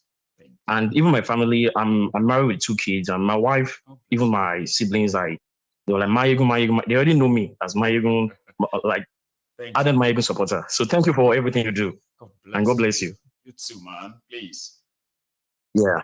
So yeah, like what I want to say. I just want to talk about this national anthem thing. It is a new I think thing, there's Baba. more At least they technicality. distracted us with that. We are not talking about the economy. We are not talking about security. We are talking about all that anthem, Baba. Of course. Go on. Like exactly, it doesn't make any sense. Now I think there is a technicality to it. That like there's an undertone to it. Kolu knew what he did, what he's doing. You might think that they are dumb, that they're clueless. At the same time, every step they try to take is calculated. These criminals, they really know what they're doing. Okay, let me like exactly like this anthem now, for instance. Like this like okay, currently the nation is in a quagmire, like from the ethnic and tribal commotion he deliberately stole just to get into office. He actually voted on that tribal thing and everything like that. Now that he's getting out of hand, he had to devise a plan to bring back the old national anthem, composed and imposed on us by the colonial masters. Why do I say this? I'm saying that to say that, okay, like the second stanza, the second and third line in that anthem, that first stanza says, "In brotherhood we stand." A divided country, even though we are the divided country, or like something like that. The In brotherhood we stand, differ, like the tongue may differ. yes, Brotherhood, we have something, right? Yes. So it's like it's trying to, because I watched his speech at the NAS. It was saying like now that we need to come together, but because he already created this problem, so he thought like if you would bring this into like this national anthem using that particular on the two lines, like okay, but how do we stand? Even though we are from different tribes, we can actually work as a people. We can't. It can't. It's not possible. You know what makes this guy? Number one, I'm going to agree with you that there is a means to an. This is just a means to an end. It's not an end in itself. Okay. I also agree with you as well that this could be how dumb and how stupid they are, that they believe words alone, words is what will change people. Like what? Exactly. Like you read words now, and then you just suddenly become, oh my God, why did I not read all this? Well, I'm now patriotic because I just read this word. Exactly. You know, that kind of thing. Like in this 2020, like people are watching them fritter away the commonwealth of the people, okay? Digging them into terrible economic, problems due to their criminal economic policies. People are watching that. Then you turn around. Exactly. Like I always tell people, you are bringing words, anthem. Exactly. Like I always tell people, words don't equate to characters. Actions actually, says a lot about your character. Exactly. So, I told somebody earlier that our problem is not the national anthem. No. Rather, it is the nation personnel representing us as leaders. That's where the problem, the big problem lies. These people, they're supposed to that woman that spoke even though whatever she did from Oka, even if there was a motive to it, maybe she was being hypocritical. But at least I noticed something these are people that actually they are there, whether they put themselves on us or we actually voted them in. They are supposed to represent us, but they're not doing that. So that's where the main problem lies. And that's why I said what is lacking is accountability, responsibility. You get that now? And then at least let people get punished for the bad behavior. Accountability, responsible leadership. These two things is what is lacking. Anthem will never change that or fix that. Reading an anthem will never fix that ever. Exactly. It's like they're just putting putting the cart before the horse. I know. Thank you, Mayegon, and I'm happy to get through for the first time, and I hope to participate more as time goes on. Thank you very much, and God bless you. Take it easy, man. Okay, thank you so much for finding time to call in and get through tonight. Okay, my regards. Okay, Baba. Nice one. That's Olawale. But here is another caller, and I want to believe this is a CA from Atlanta. Is that you? Yes. This is CA from Atlanta. That is CA from Atlanta. Let's see if I can take enough calls tonight before I call it a night and go get ready for London tomorrow. CA, how are you today? Yeah, I think I spoke to you earlier today. Did I? Yesterday. It was yesterday. But we are back. We spoke yesterday. Yeah, we're back. Mayogo, we are in big trouble. Nigeria is in big mess. I don't know if people realize it, but we are in a deep SHIT. I'm telling you, Mayogo, we're in a deep mess. And it's just 1 year, like you said, 3 or 7 more years to go. 3 or 7, exactly. We are in the big mess. I don't know how we're going to come out of this.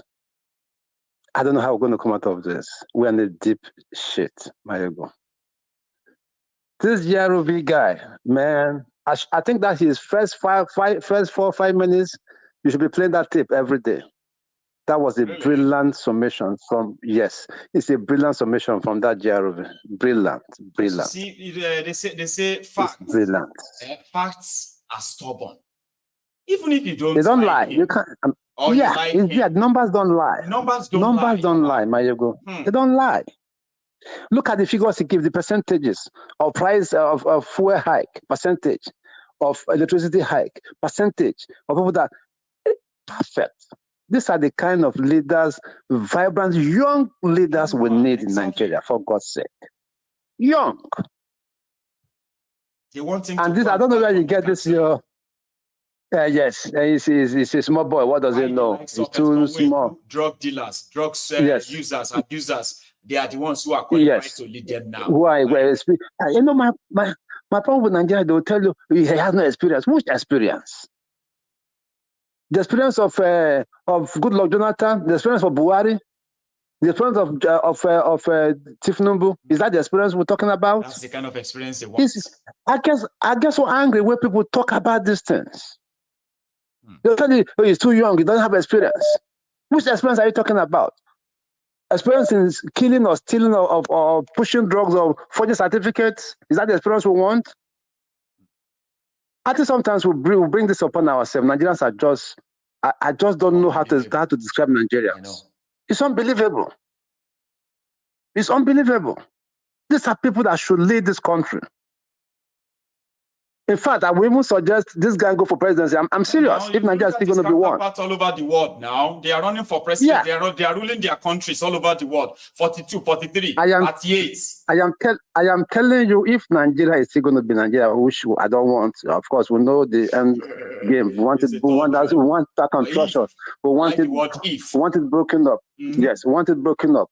Because that's the only way to save that country. Break it up. But if it's still going to be one, these are the kind of people we need. I am telling you, Mayogo, these are people who should push forward as presidency. Instead of telling me, saying, Yoruba local. Look at young people. I had an interview when Obi said they went to Tinubu. I said, okay, if you say it's Yoruba local, give us somebody younger. He said, no, it's my turn. It is his own personal turn, yes. It's his turn, not even Yoruba turn. That is his personal turn. The country is his own. Local, Southwest local. There are beautiful, young-minded people that could actually bring somebody out. Yoruba land. Sir, can you? No, he wants to be the president. He said, no, it's me. It's me. And look at what. For the first time, Mayogo, do you know that the price of beans is now more expensive than rice? You don't say whether you just found out Agbado is more expensive than beans. Corn. How about that? Corn is more expensive than beans and rice. Garina is more expensive than rice. Oh my goodness, Mayogo, you're in a deep mess. A very deep one. See. Thank you so much. Thank you, Mayogo. We will continue to remind ourselves. Even if a lot of people want to keep living in denial, we will never let them. CA, thank you so much. So, ladies and gentlemen, that's a CA from Atlanta. I quickly recognize people when I see their, that's how I get to recognize them. When I see their profile pictures. You see, but when people call me directly, that's difficult. I can't know who is calling. So don't think I'm a genius or don't think I saved their numbers. No, once I look like this, and I see with their profile picture on WhatsApp, and that's Charm. That's Prince JJ Man. Or that is African Wahala. But that makes me, make me feel like I'm a genius, but I'm not. Now, here, hello. Uncle Michael. Oh, Aduke. You are one of the people I have never been able to predict because you always call directly. So therefore, it is always when the voice comes on, I'm like, oh, that's Aduke. Aduke. How are you this evening, darling sister? Uncle Michael, good evening. Good evening to you.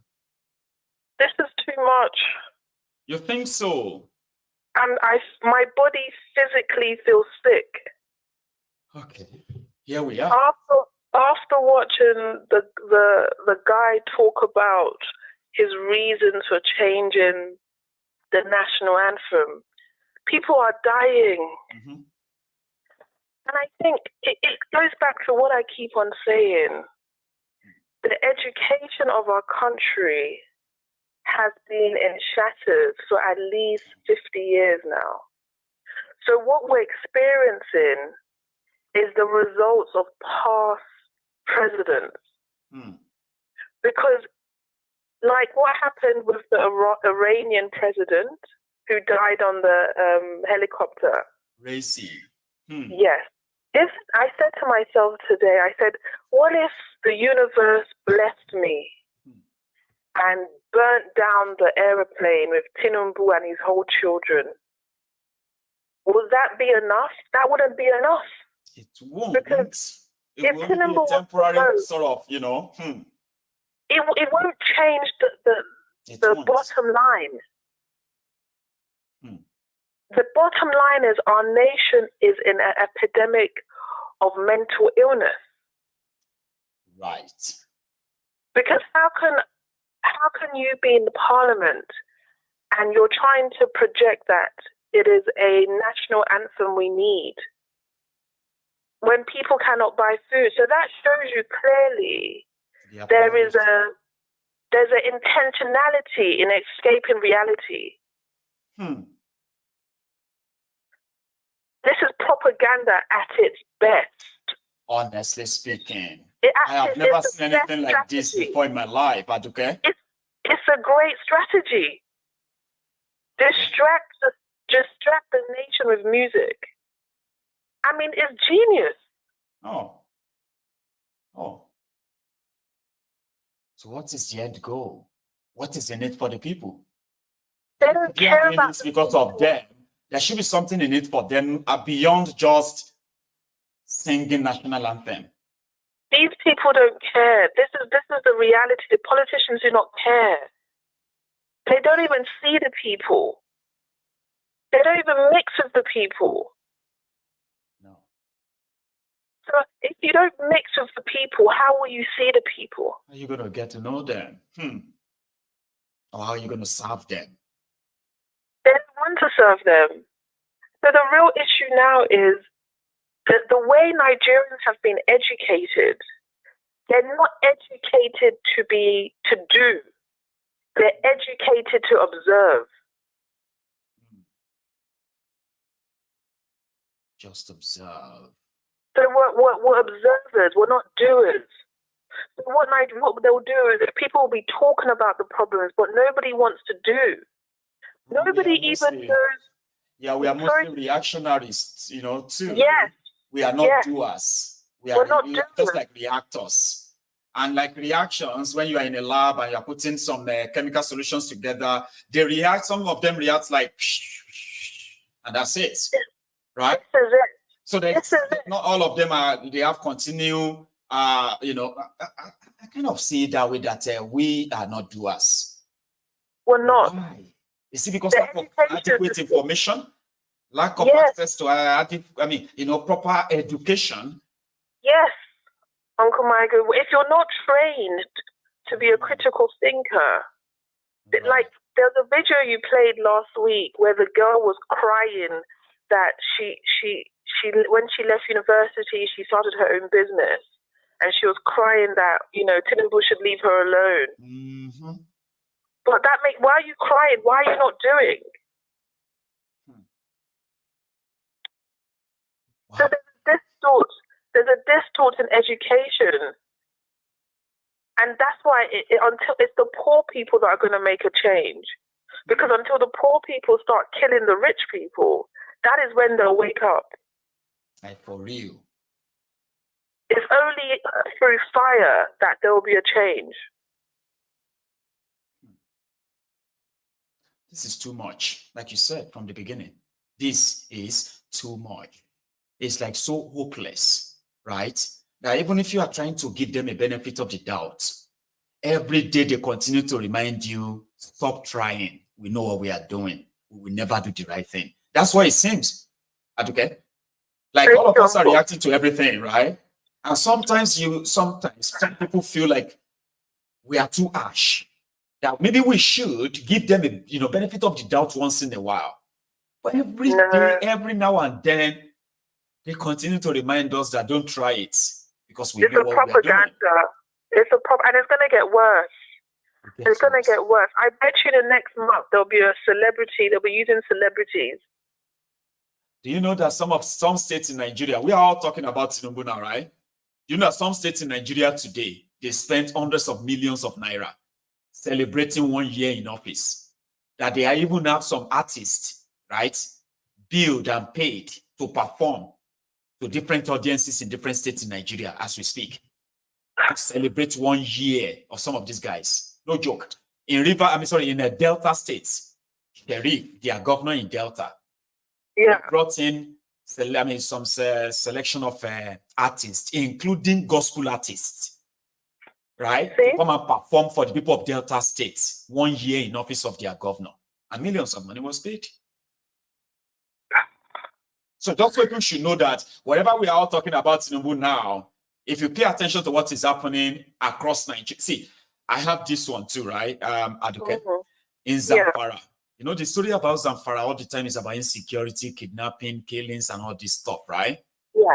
Now, there was this post that came up on social media yesterday. And it was a beautiful picture of a road. And it looks like, this interchanging or intersection road, right? Like four sort of, So, people didn't know that the guy demolished the roundabout and then decided to remove the roundabout entirely and then resurface the whole the 4 roads that link it. And they took the picture with drones and they said, see this new beautiful, newly completed 27-kilometer road, Aduke. See, I grew up in Nigeria, right? If you are watching me on your screen right now, Aduke, so there's something we always do when we're playing football, right? Yeah. We do like this. That means we are counting our feet, okay? We do like this. Like that. Like that. And what's it, yeah. And you can do that. Maybe you can count 27 feet, not 27 kilometers, okay? 27 feet. Okay. To the north, to the east, to the west, and to the south. 27, 27, 27. And they took the picture and put that on social media. And they said, one great legacy project of Zamfara state government. And when people started saying, this is the uncompleted road now, I said, imagine such replicated nonsense across Nigeria. Today, they've taken pictures, they've glossed them, they've done Photoshop and all of that to deceive the people that they are doing well. And that is why some of them will spend 8 years with hundreds and thousands of photos of what they built. But when they are gone, it will be like a single toilet was never built when they were there because it was all lies. Aduke? Oh, thank you, it's unfortunate. I know. Thank you so much, okay? Enjoy your evening, all right? Thank you. Yes, ma'am. That is Aduke. Now, we have just clocked 2 hours, and which means I have spent about 35 minutes taking calls. So, I think let's continue. So it's just that maybe I'll just be sleeping on my way there, tomorrow and all of that. But do me this favor, okay? Share this broadcast, all right? Share it. If you haven't already, like the broadcast as well.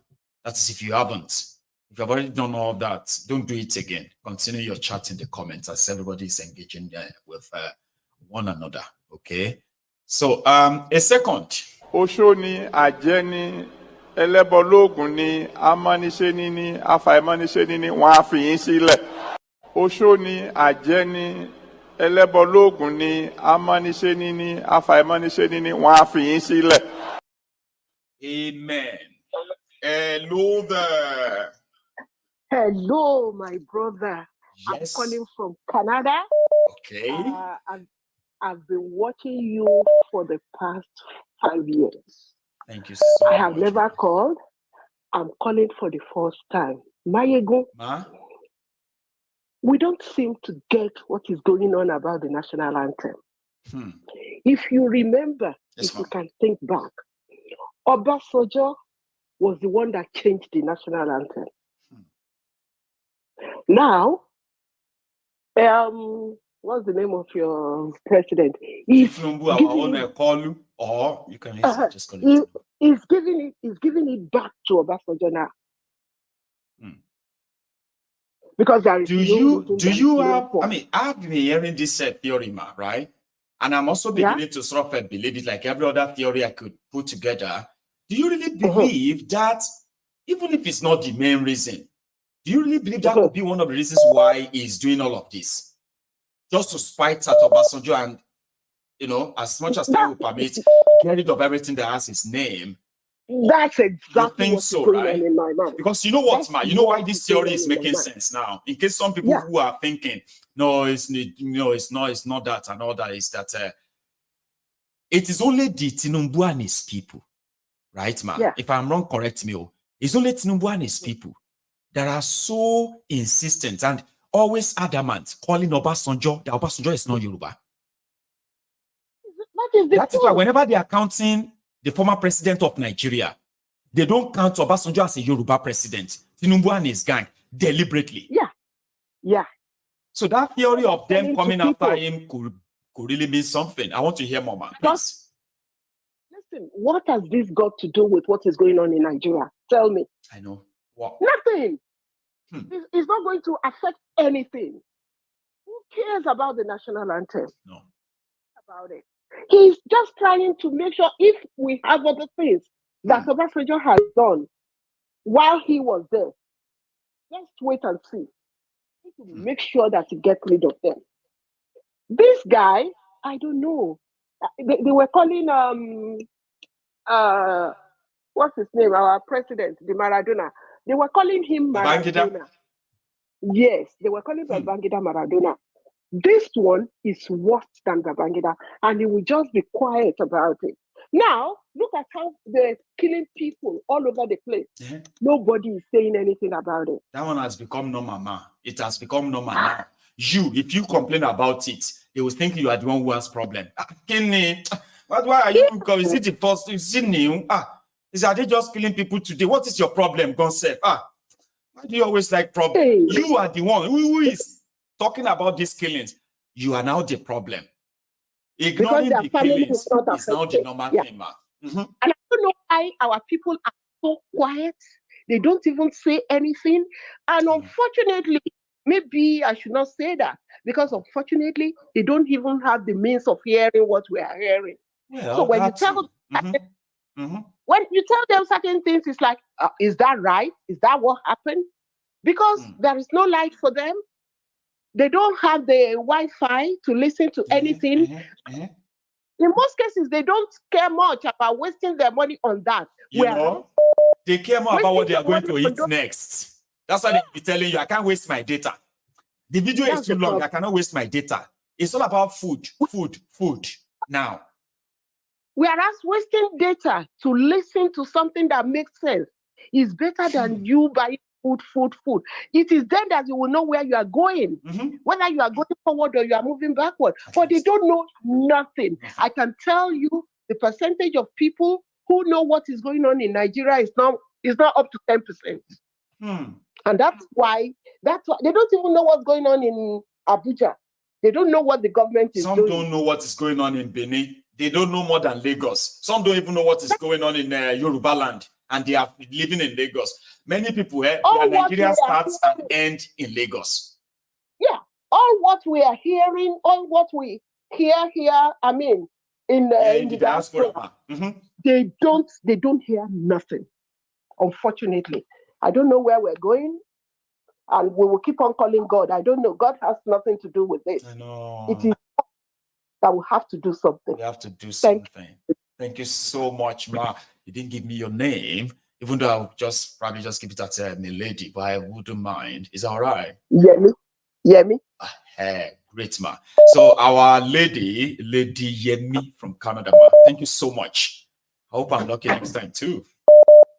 Okay. Thank you. You have a good one, okay? Interesting.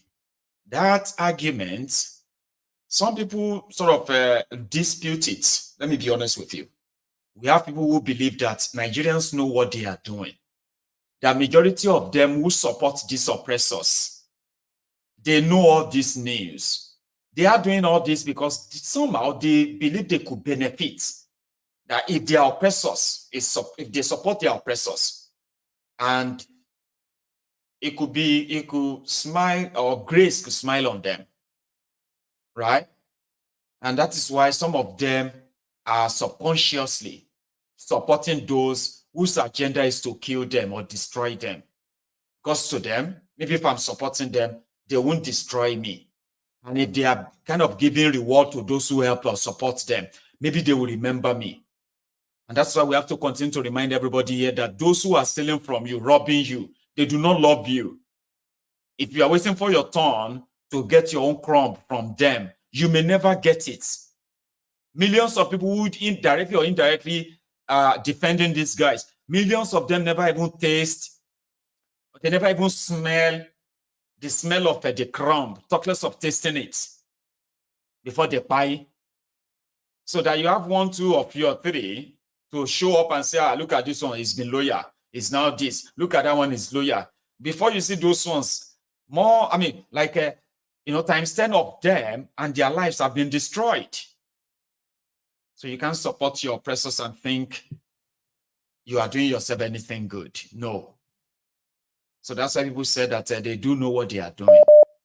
But here is another caller. Hello there. Hello, my brother. Good evening. Good evening, sir. How are you? I'm fine, sir. My ego. Baba? How do we manage to reach here? Well, how do we manage? Instead, we should be very careful of very foolish people in large numbers. Because in a democracy, Mazi, they can elect a president. That's how we got here. Since today, I'm asking myself this question: how do we manage to reach this place? Slowly but surely. Mad people in government. Just give Nigeria 1 week. You will see what will happen with this national anthem they bring out. The teachers will kill the students. Seniors will kill the junior ones because of this nonsense they bring out. Yeah. Just when give they are us, trying just to force everybody to learn it, Abi. On it. Just 1 week, you see scores. What will happen in Nigeria? The senior prefect, they will beat the junior ones out of them. They will beat them to force them to sing this nonsense. How do we manage to reach here? And the funny thing that these old people in government, they can't sing this national anthem. They can't sing it. They can't. And they won't. They won't even sing it. They can't sing it. How do we manage to reach here? They can't sing it. They don't know it. They want to force us to sing it. Oh my God. Welcome to Nigeria, Thiefnubu's Nigeria, and this is just the beginning. Jesus Christ. Yes, so just the beginning. All of them, they are fighting to move forward, and this will bring us back to 1940s. And there are so many back that Thiefnubu is still taking everybody back to. Everybody just relax now, one by one, turn by turn. Just from now to next week, you will see what will happen. All the whole school in Nigeria, you will see. The students will fight with teachers will fight with students about this nonsense. I'm tired. I just want to eat my brother. You've dropped your own little piece, and it's already added now. So thank you so much, Abba. And I have another caller, but I'm going to ask my caller to hang in there for me for a second. You see the road I was talking about earlier? It is in Zamfara. Okay, let me show you. See this? It looks great. Omosi Baba Road. this northern Nigeria get road though. No be so now they tell on ourselves for southern Nigeria. Look at this road. Baba Road. 27-kilometer road. Ashige Jenny to pay attention. This is the road. All right. So when they took their drone to take this side of the pictures, this is just to show the mumus from outside Zamfara that Zamfara in 1 year they have built 100 kilometers of road, and this is it, 100 feet road. How are you doing this evening, my dear caller, sir or ma'am? One nemo. One name. One nemo. I go jebe. The number. One thing I am. This is your brother. You know. Thank God today that I'm off. I don't even want to say you came in like a thief in the night. But that was what Jesus said. I will come like a thief in the night. That doesn't. I mean, and it was so surprising that is my first time. I was trying to get your voice. I was calling you, Osita. It is so that yes, get my your voice. brother. Oh, that's it. May God continue. May God continue to protect you. Amen. May God continue to uplift you. Amen. Where others has failed, you will excel and excel. My brother, you are like a shining star. Thank you. And you are shining onto others. We are tapping from it. Thank you. I learn a lot. Yes, sir. You know. So what I want to say here is that it is not as if people are not complaining, because people have always complained about the bad governance of old, especially from the northern part of Nigeria. But now, those people who has the ability to complain, because they complain on the pages of newspaper, the media, who are those people that controls the media? The South, most especially the Southwest. So what am I trying to say here? We are blinded. Our problem is that we are never one. We are blinded by tribalism. Because, like I've always said, the reason Africa has refused to move forward is that because they succeeded in breaking us. They succeeded to give us tribalism instead of all of us knowing the meaning of citizenship. We don't operate citizenship in Africa, especially in Nigeria. No. What we operate is tribesmen. Clannish identity. Clannish but yet they want us to appear nationalistic. To make us look like we are nationalistic, but no. The whole system is clannish. You are expected to be loyal to your tribe or your this. That is a little correction, I think, or contribution I think I can make towards that. It is not as if people are not complaining, but because of your clansman, not even tribesman. Because when you go to some places, you will see communal clashes just because of they put a local government in this particular place and the other village is not accepting it. They put it there. So because as in Nigeria, the people from there, they are going to think they are superior to us. So because of that, thank you very much. As in Nigeria, as in Nigeria is more than tribal issue. As like you said, it's a clan issue. It is. So that is the problem that we are having. On the issue of what they call it, or the national old national anthem, Nigeria. I call it poem. The reason I call it poem, when we were in primary school then, most of us don't even know what the words of all these things they call anthem, what it means. Because the teacher herself, they can't even tell us the meaning. So all we do that time is to blab and sing. And sing. So the truth is, I want everybody to have something in mind. If you think that these people are not listening to us, believe me, you are not being factual. They are listening to us. They try to make everything, they want to correct everything that we are complaining about. They think that, oh, if we bring back this old national anthem, then this old national poem, then they can now believe that, oh, people will say that the country is one. Yeah. The country is so divided. We see, look at it this way, Osita. Look at it this way. And this is me trying to want to put something into practical now. So please follow me, okay, Osita. We all know the disparity between the generations of Nigerians in their 50s and 60s compared to the way Nigerians who are in their 20s and 30s, the way these two generations, generation see Nigeria. Okay? You will realize that those who want us to, those who are gaslighting us, that all of us younger people, we have no respect, we have no patience.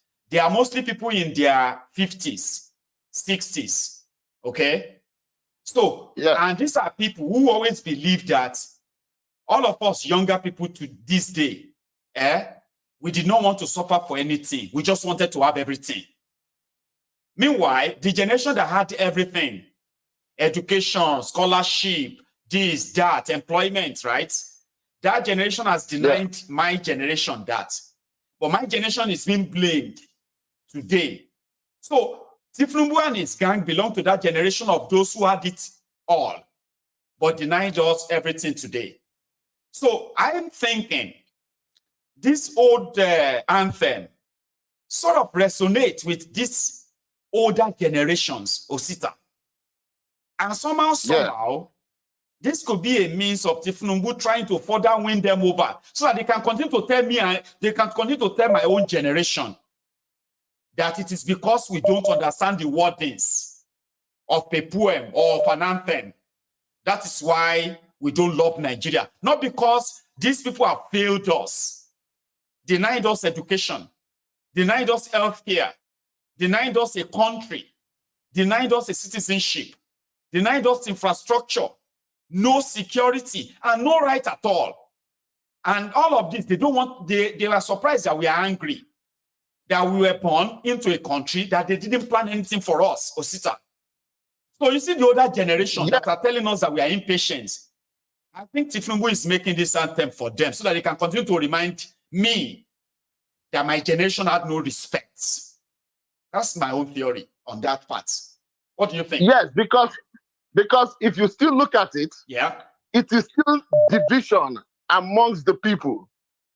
Divide the people so that they can rule better. They still want to put they still want to put a line between you, we, and our parents. I used to tell people, where has respect taken us to? Nowhere. By prostrating to elders, by calling somebody Bodami, by calling somebody, and where has it taken us?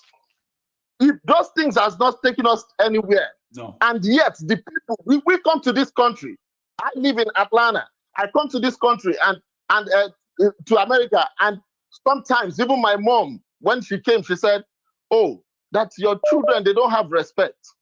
And I look at my mom, because they call my friends by name. They call my friends, if the one that is Jones, they call him, "Hey, Mr. Jones." And my mom said they don't have respect. But most of the times I'll sit down when I look at all this political shit in Africa. And I said to myself, their society gets better and better by the day. Meanwhile, instead of we getting even a step better, we are retrogressing. Seriously. Even with all our brothers, with all Ekale, our own training. With all the Ichie that will call people in my own side of the country, Ichie. All those things doesn't matter. Like one of the speaker here said that the actions speak louder than voice. Yes. It is what you put into practice that you will reap at the end of the day. All these people, they become professor. They have not been able to invent anything. And come to think of it, how do we get out of this mess? how we get out of this mess is not only by politicking or anything, but when the so-called leaders of thought, leaders of education, when they cannot, yes, when they cannot produce anything of lasting power, believe me, we don't have anywhere we're going to. No. Because I remembered, what is the greatness of the country? Go and look at it. The countries that are in forefront are the people who advance in knowledge, not who advance in tradition. They advance in knowledge. When you look at all those countries, you will see they produce this, they produce that. I remember when I was in junior secondary school, of one professor, a doctor in Obafemi Awolowo University. He invented drugs that could actually eradicate sickle cell anemia. But you know what? The then Nigerian government never supported him. Nobody did. Because that man was related to my landlord. Nobody did. And at the end of the day, that particular program died just like that. Because all we do in Africa is to copy and paste. We don't even think about. They don't even copy and paste well. It's just to copy. Well, they don't copy and paste well. We are going to paste to rob our people. Those things that we say in secondary school, wuru to the answer. Wuru to the answer. You understand? So if by the time that we learn, when our own leaders of thoughts, when they learn how to produce an impact against the future, ahead of the future, that is when we will get out of this nonsense. Because we are blinded by just the things that our eyes can see. Thank you very much, my brother. Thank you so much, Osita. It's great to hear from you again as well. You should have a wonderful night. That's brilliant. And that's from Osita. Osita speaks in, he speaks like, the language of the gods, but it's a clear one. Osita speaks in parables. He speaks in narratives that sometimes you have to let him finish, or else you will never get it. Thank you so much for being you. And I have a lady. I want to believe this is a charm. Hello, yes, Michael. Good evening. How are you? Genius. I just told my people the secret, but again, it's so much relieving, right, when it works. But you see, have you not seen me arguing with people here sometimes? Oh, is that Benga? No, Mayego, this is not Benga. Okay, hang on. Is that success? Mayego, no, this is not. This is, I say, okay, you know what? I hands off. Anyway, Charm, how are you doing? To be fair, like 90% of the time you get it. Yeah, you get it right. Though. It's because you haven't changed your profile.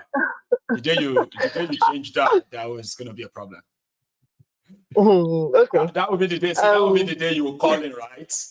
And then you'll be expecting me to know that it's Charm, and I'll just like, hello there, and you'll be like, hello, and I'll be like, yes. Yes. Say, come on, talk. Who is this? So it's Charm. You get it? So, I mean, it happens, right? Yeah, it does. Thank you so much, lady. Please, Charm. Okay, so there are a few things. I just wanted to talk about, which is, obviously everyone's talking about the anthem. All right, so my question on the chat is, who is going to gather the Fulani terrorists together and tell them that they have brotherhood? Who is going to go to that forest where those people are living and gather them together and teach them this and say, you see this person that you are kidnapping, that's your brother. I know. Who is going to go there? I think they would have to actually tell the committees that they are setting up to teach us all this, That's a very vital one, though. Like, who is going to teach them? And tell them that brothers in brotherhood we belong. That in brotherhood we stand. So that person that you are kidnapping and that you are killing, that's the brotherhood that they're talking about. You, some of them go use your neck, right, to practice how to cut off head. And then they go tell you, say, who told you we are brothers? Are you an Islamic brotherhood? You say no, then you are not my brother. See, Michael, I don't know, listening to that man, when he was talking, he was so proud of, when I was thinking about this thing, this is what I was talking. I was like, look at this idiot. Did they tell you that anthem is the people's problem? Did they tell you that, that when you sing the anthem, magically, you're going to be able to fill your tank and you're going to be able to afford rice and you're going, the infrastructure are just going to appear because now we're all a brotherhood. In this brotherhood we stand. I don't know how delusional. God damn it, man. How delusional the people in that place are. They just don't seem to be thinking. They don't, and I don't know, like the lady that was talking, this is part of the problem that we have in our country. I like the fact that she stood up and was saying that, you know what, democracy hasn't really earned anybody anything. Our people are still poor. Our people are hungry. They're not educated. Nothing seems to be on an upward trajectory. And here we are trying to celebrate a hopeless 1 year with no end in sight. And then you have the Speaker of the House telling her, but democracy got you here. That's not what she's talking about. The way he tried to belittle her and just minimize what she was saying. And then she started to, and then the sir, which is where I think what Osita is talking about in terms of respect. There's a lot of problems we have in Nigeria. There's wealth without enterprise. There's respect without merit. I personally believe that, you have to teach your children respect, right? My kids are not gonna meet my mom and call her by her name or anything like that. No. Because, I just feel like there's certain things, especially in certain places, that you have to teach them respect. But then there are some certain situations. It depends on what you know what somebody said too, Charm. I'm sorry to cut you short, right? But you will continue. No, that's fine. It's a discussion. So it's fine. So you know what? People says sometimes this respect and respect of a thing, right? It is argumentative. Okay. So if somebody is not calling you by Auntie Charm, that could be very rude from where we come from, right? But somebody who is calling you, Auntie Charm, but they are so disrespectful, like you will call them spoiled kids, right? So what value? But when you look at some of these children here, they have something called the personal or humanity sort of a relationship where we teach children never to be bullies, never to be kind of, all of this. And there are many children here, including white kids as well, who are really, really respectful without having to say, to prostrate or kneel down or do all of that just to show respect. Why majority of us will prostrate, will kneel down? But we are not straightforward. So I don't disagree totally, because I think the point I'm trying to make that there are certain places where you need to put respect aside, in the sense that if you haven't earned it, right, don't expect me to give it to you. It's like going to an office and you're being respectful, but you're not doing your job. I don't know if you understand. There are certain places like the place where she was talking, the lady who was talking to. Rather trying to put her point across regarding the democracy and the celebration of it. She wasn't talking to her father. She's talking to a colleague. He's a peer. So there's no that other sir and sir. That's not required as far as I'm concerned, because all of you were quote unquote elected. Yeah, you're colleagues, right? You're all quote unquote elected or selected or whatever. But when you come to that floor, you're all equal. There's no sir, because you could see that she was trying to be, respectful of him, but still try and get her point across. They were intimidating me. I saw it, and I pointed that out. Like they are trying to intimidate her to say, "Oh, you wanted to sound like you are not like us, Abi. No, you are one of us, John. Stop, sit down." And she won't. Exactly, and she kind of, quivered a little bit, but she still tried to get her point across. Now, in those kind of scenarios, right? I'm a lawmaker just like you. I'm elected just like you. And I'm not going to call you sir. I'm going to speak as I ought to speak, and then yield my time when I'm done. That's right. Okay? But I'm not going to be doing sir. And so I understand where Osita is coming from. I understand where you're coming from. But there are certain situations and there are certain places where I'm not going to do a sir, madam, or whatever, because we're all elected. We're all there to do a job. I'm not there to do eye service, so to speak, feel like, okay, you know, you're respecting me. And I'm not there to sort of exactly. I'm not there for your favor. I'm not there to make you feel good. So I think that the questions around respect is subjective. It is. You know, it's not like in totality. No. It's subjective. That's what I believe. You know, but I still understand where he's coming from. But anyway, I don't really have a lot to add to this conversation. You've done well enough, though. So thank you, Charles. You have a good afternoon, okay, or evening. It's almost evening, though, right? Yes, my God. Thank you so much, ma. Yes, ma'am. You have a good one of it, okay? So thank you so much, everyone. We have done 150 minutes. I could just pack it now and go, so that you will then be seeing the pieces of, you know, my activities in London tomorrow. So I'm not going to be in my studio throughout tomorrow during the day. But I do hope that when I return back to Glasgow by, 6 p.m. Glasgow time tomorrow, just maybe I could just stop by and have a wait time with all of us on the program, just like this. So I want to say a big thank you to every one of us tonight. In order just, so I can have a bit of a time saved, We could spend another half an hour, of course, but I told you from the start, we won't. So thank you for tonight. Thank you for my cups of coffee as well. Please, if you are still here and you haven't really, or you joined us at midway, right? You need to watch this from the start. Again, it is Kolu and his gang and their stunts. So thank you so much. And I hope to those of you who are living in England, or others who are traveling from across the UK to London tomorrow, I wish you a safe journey, okay? And I look forward to seeing you there. Good night. From here.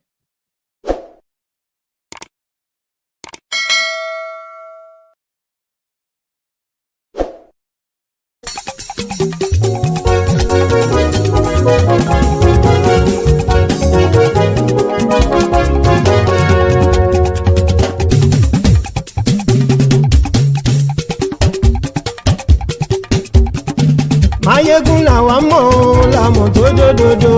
Mayegun dayari Mayegun number one. Mayegun làwa mọ̀ làmọ̀ tó dòdòdò. Mayegun dayari Mayegun number one. Mayegun ti dé o ọ̀rẹ́ ara yìí. Mayegun dayari Mayegun number one. Lórí Facebook, lórí YouTube. Mayegun dayari Mayegun number one. Gbogbo bó ṣe ń lọ ni Mayegun já wa sí. Mayegun dayari Mayegun number one. Àṣírí ọ̀jẹ̀lú kì í bò níbẹ̀ o. Mayegun dayari Mayegun number one. Bó bá ṣe eré àní Mayegun máa wí. Mayegun dayari Mayegun number one. Ó sì tún ṣe eré wàá gbọ́ níbẹ̀ o. Mayegun dayari Mayegun number one. Mayegun dayari politico. Mayegun dayari Mayegun number one. Godfatherism kò sí lọ́rọ̀ Mayegun. Mayegun dayari Mayegun number one. Ẹ farabalẹ̀ sẹ́ o kẹgọ́rọ̀ lẹ́nu o. Mayegun dayari Mayegun number one. Àní Mayegun làwa mọ̀ tó dòdòdò. Mayegun dayari Mayegun number one.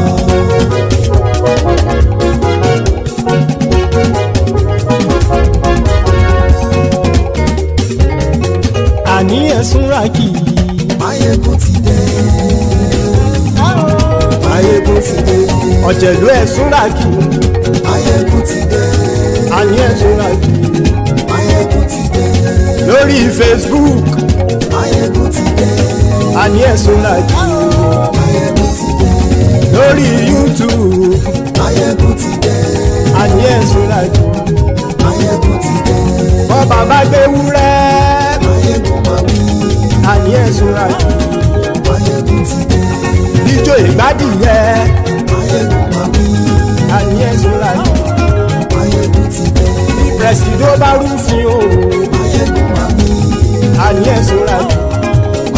Kí gómìnà kówó jẹ.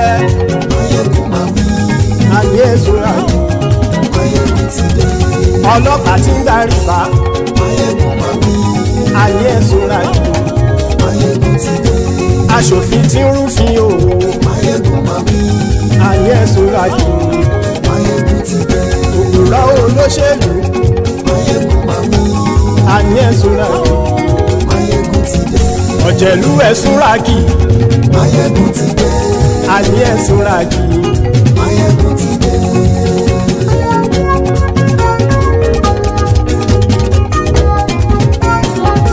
Máyégún ti dé. Gbogbo ọ̀jẹ̀lú ẹ̀sùn ràkì.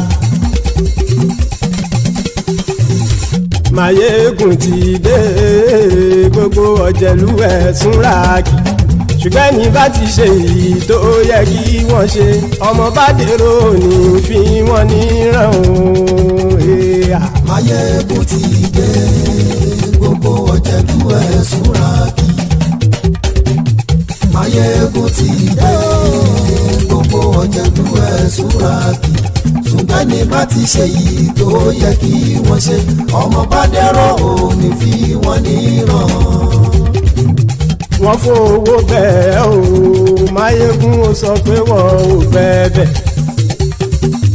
Wọ́n fowó bẹ́ẹ̀, Máyégún ó sọ pé wọ́n ò bẹ́ẹ̀. Oníkanṣá ti ṣe èyí tó yẹ kí wọ́n ṣe, fáwọn ará ìlú tó gbé wọn débẹ̀ o. Máyégún ti dé. Gbogbo ọ̀jẹ̀lú ẹ̀sùn ràkì. Máyégún ti dé. Gbogbo ọ̀jẹ̀lú ẹ̀sùn ràkì. Ṣùgbọ́n ní bá ti ṣe yìí tó yẹ kí wọ́n ṣe, ọmọ bá dẹ́rọ̀ òní fi wọ́n níran. Kì máa yí ṣe eré, ọ̀rọ̀ yìí kì í ṣe ẹ̀fẹ̀. Kì máa yí ṣe eré, ọ̀rọ̀ yìí kì í ṣe ẹ̀fẹ̀. Ẹni bá ti lè lẹ́bọ̀ lẹ́rù o, ọmọ bá dèrò kàṣàyè tú wọn síta. Máyégún ti dé. Gbogbo ọ̀jẹ̀lú ẹ̀sùn ràkì. Máyégún ti dé. Gbogbo ọ̀jẹ̀lú ẹ̀sùn ràkì. Ṣùgbọ́n ní bá ti ṣe yìí tó yẹ kí wọ́n ṣe, ọmọ bá dẹ́rọ̀ òní fi wọ́n níran. Tẹnitẹni ọmọ Máyégún ọ̀rẹ́ ara ìlú mọ̀mọ́ ni mo fọlọ́run ṣọ́ ẹ̀ bá kìlẹ́bù. Lóòótọ́ olódodo ìlú ọ̀tá ìlú mọ̀mọ́ ni ìwọ ṣá máa ń ṣọ́ra kò sì mọ́ bẹ̀rù.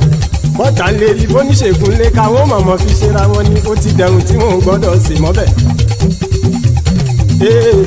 Èèpo ọ̀bọ̀ lọmọ bá dérò tàjẹ́ ò gbọ́dọ̀ jẹ́, ó ti jọba lórí àbínú ẹni kò sì mọ́ fòyà. Àìsíwọ́lu ní ẹnìkẹ́ ìgbódì ẹyin lábàrá o, ó kó ẹni tó bá dán o àkàmù. Máyégún ti dé. Gbogbo ọ̀jẹ̀lú ẹ̀sùn ràkì. Máyégún ti dé. Gbogbo ọ̀jẹ̀lú ẹ̀sùn ràkì o. Ẹni bá ti ṣe yìí tó yẹ kí wọ́n ṣe, ọmọ bá dèrò òní fi wọ́n níran o. Máyégún ti dé. Gbogbo ọ̀jẹ̀lú ẹ̀sùn ràkì. Máyégún ti dé. Gbogbo ọ̀jẹ̀lú ẹ̀sùn ràkì. Ṣùgbọ́n ní bá ti ṣe yìí tó yẹ kí wọ́n ṣe, ọmọ bá dẹ́rọ̀ òní fi wọ́n níran.